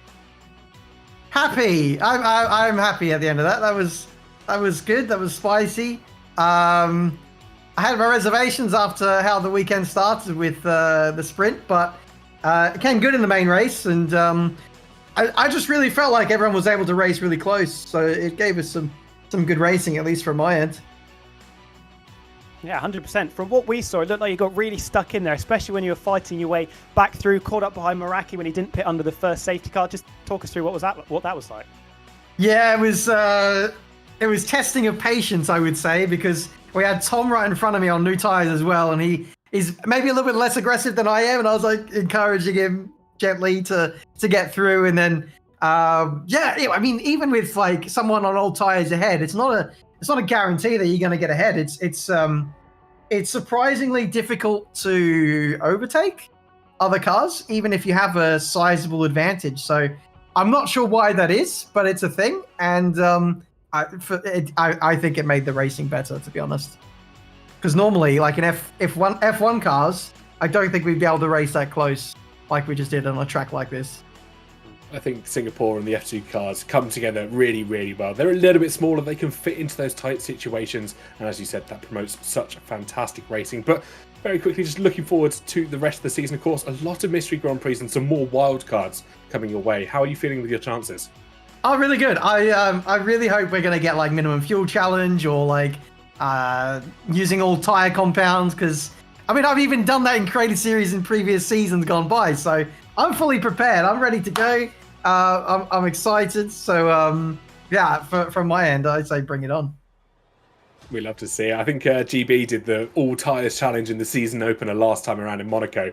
So it'll be fascinating to see how everyone deals and adapts to the situation. But Ben, thank you so much for hopping in. Congratulations on P2 and best of luck with the rest of the season as well. Thanks very much, guys. See you next week. See you next week. Always a very, very happy fellow, no matter where he finishes. And of course, this time, it has worked out for him. Yeah, and like he said, I think he put it perfectly. I said it before, I'll repeat it again. I sound like a broken record to some people that aren't very happy, but we got rid of the thing that was causing us the main issues with the race we were having. We're getting stuck in DRS trains with the ERS usage that we, of course, don't have in Formula 2. Allow people to battle traditionally, and that's what I think is something we've been missing. It certainly is indeed. It's going to be fascinating to see as we continue through this season who ends up where, what's going to cause chaos, and what wildcards are really going to come into play as well. And I think to round out the broadcast, I think we've got Razin waiting potentially in the wings as well. He is definitely, there we go. We've got Razin in, our race winner this afternoon. Fantastic result from yourself. You had Tom chasing down those last few laps and maybe some teammate shenanigans as well that might have helped pip it out. Yeah, I mean, we had everything today, right? Sprint race, taken off by my teammate, but hey, it's all sweet in the end. Yeah, pace felt really good today. Genuinely surprised by the F2 cars, and yeah, we managed to hold off Tom at the end, even though he obviously had a penalty, but still. And yeah, some good battles along the way. Feel bad for Yorpa because he had great pace today as well, and he did end up getting wing damage, and it kind of ruined his race. But yeah, can't really complain. I've got to ask you about the start, actually, because obviously starting from P3 in a great position, you got shuffled down a little bit. I think you fell as low as maybe 8th at one point. Did you think you were going to be able to get back through it? Was the strategy coming into your mind? Because obviously you were on those red stripe soft tires, so you could go long.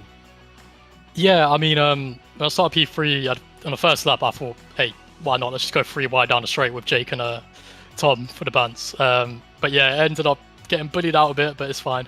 Hard racing, dropped down to P8. But the pace was there. It's just I was concerned when the safety car came out. I was like, "Oh dear, we're in big trouble now." But we got blessed by some luck and some of the drivers causing a full safety car, so worked in our favour in the end. Was there a moment in there when you'd realised that the time limit had been reached in that race? It wasn't going to go down to laps. No, I had no clue. We won the lap 33, and all of a sudden I saw race finish, check a flag, and I saw Lolly Noba win, and I was like, what's going on? And everybody VC's like, we've reached the time limit. Oh, wow. So at that point, I was like, right, lock it, do not bottle for the last few laps, last few corners, sorry. But yeah, first ever Creator Series race, I guess, to go to the time limit, which is insane. I think it threw a lot of us in the commentary box as well, because we saw the time remaining. We kind of figured out that it was going to that. But obviously, most series will go to time limit then an extra lap. So obviously came to your favour this time around. But we've asked everybody else. We're looking forward to the rest of the season. Wildcards, mystery tracks. How are you feeling for it all? Yeah, I'm looking forward to it. I think today as well, like in general, the battling, I was still definitely for being a VC, but when I was on definitely like the good vibes, the banter, it felt back, well, it feels like we're back to the original seasons. So it's a really good start, starting from the get-go in round one. So I'm looking forward to what we've got more. And yeah, I guess that was my first race win since my first race win on a wheel. So it's been a long time coming in that one. Amazing stuff. Well, congratulations on the race win. Hopefully you're looking to convert it into more as the season goes on as well. And we wish you the best of luck with that. All right, you guys. Appreciate it. Thank you so much, Razin. Wow, what a Grand Prix. What a wild card we've seen as well to start off our season. Who would have predicted it that the first F1 race of season number 8 turned out to be an F2 race? Yeah, not a lot of people saw it coming. We had some really good scraps, some really good racing involved. I thoroughly enjoyed it. Of course, for the people that are showing a little bit of dissent, not too happy with what happened. The F1 cars will, of course, be back next week. This is just a one-off for this season. And I think we had a little bit of fun. I'm just hearing Gareth Allen in my ear saying that we're actually having F3 cars next season. So be warned, everybody. We're going down another formula.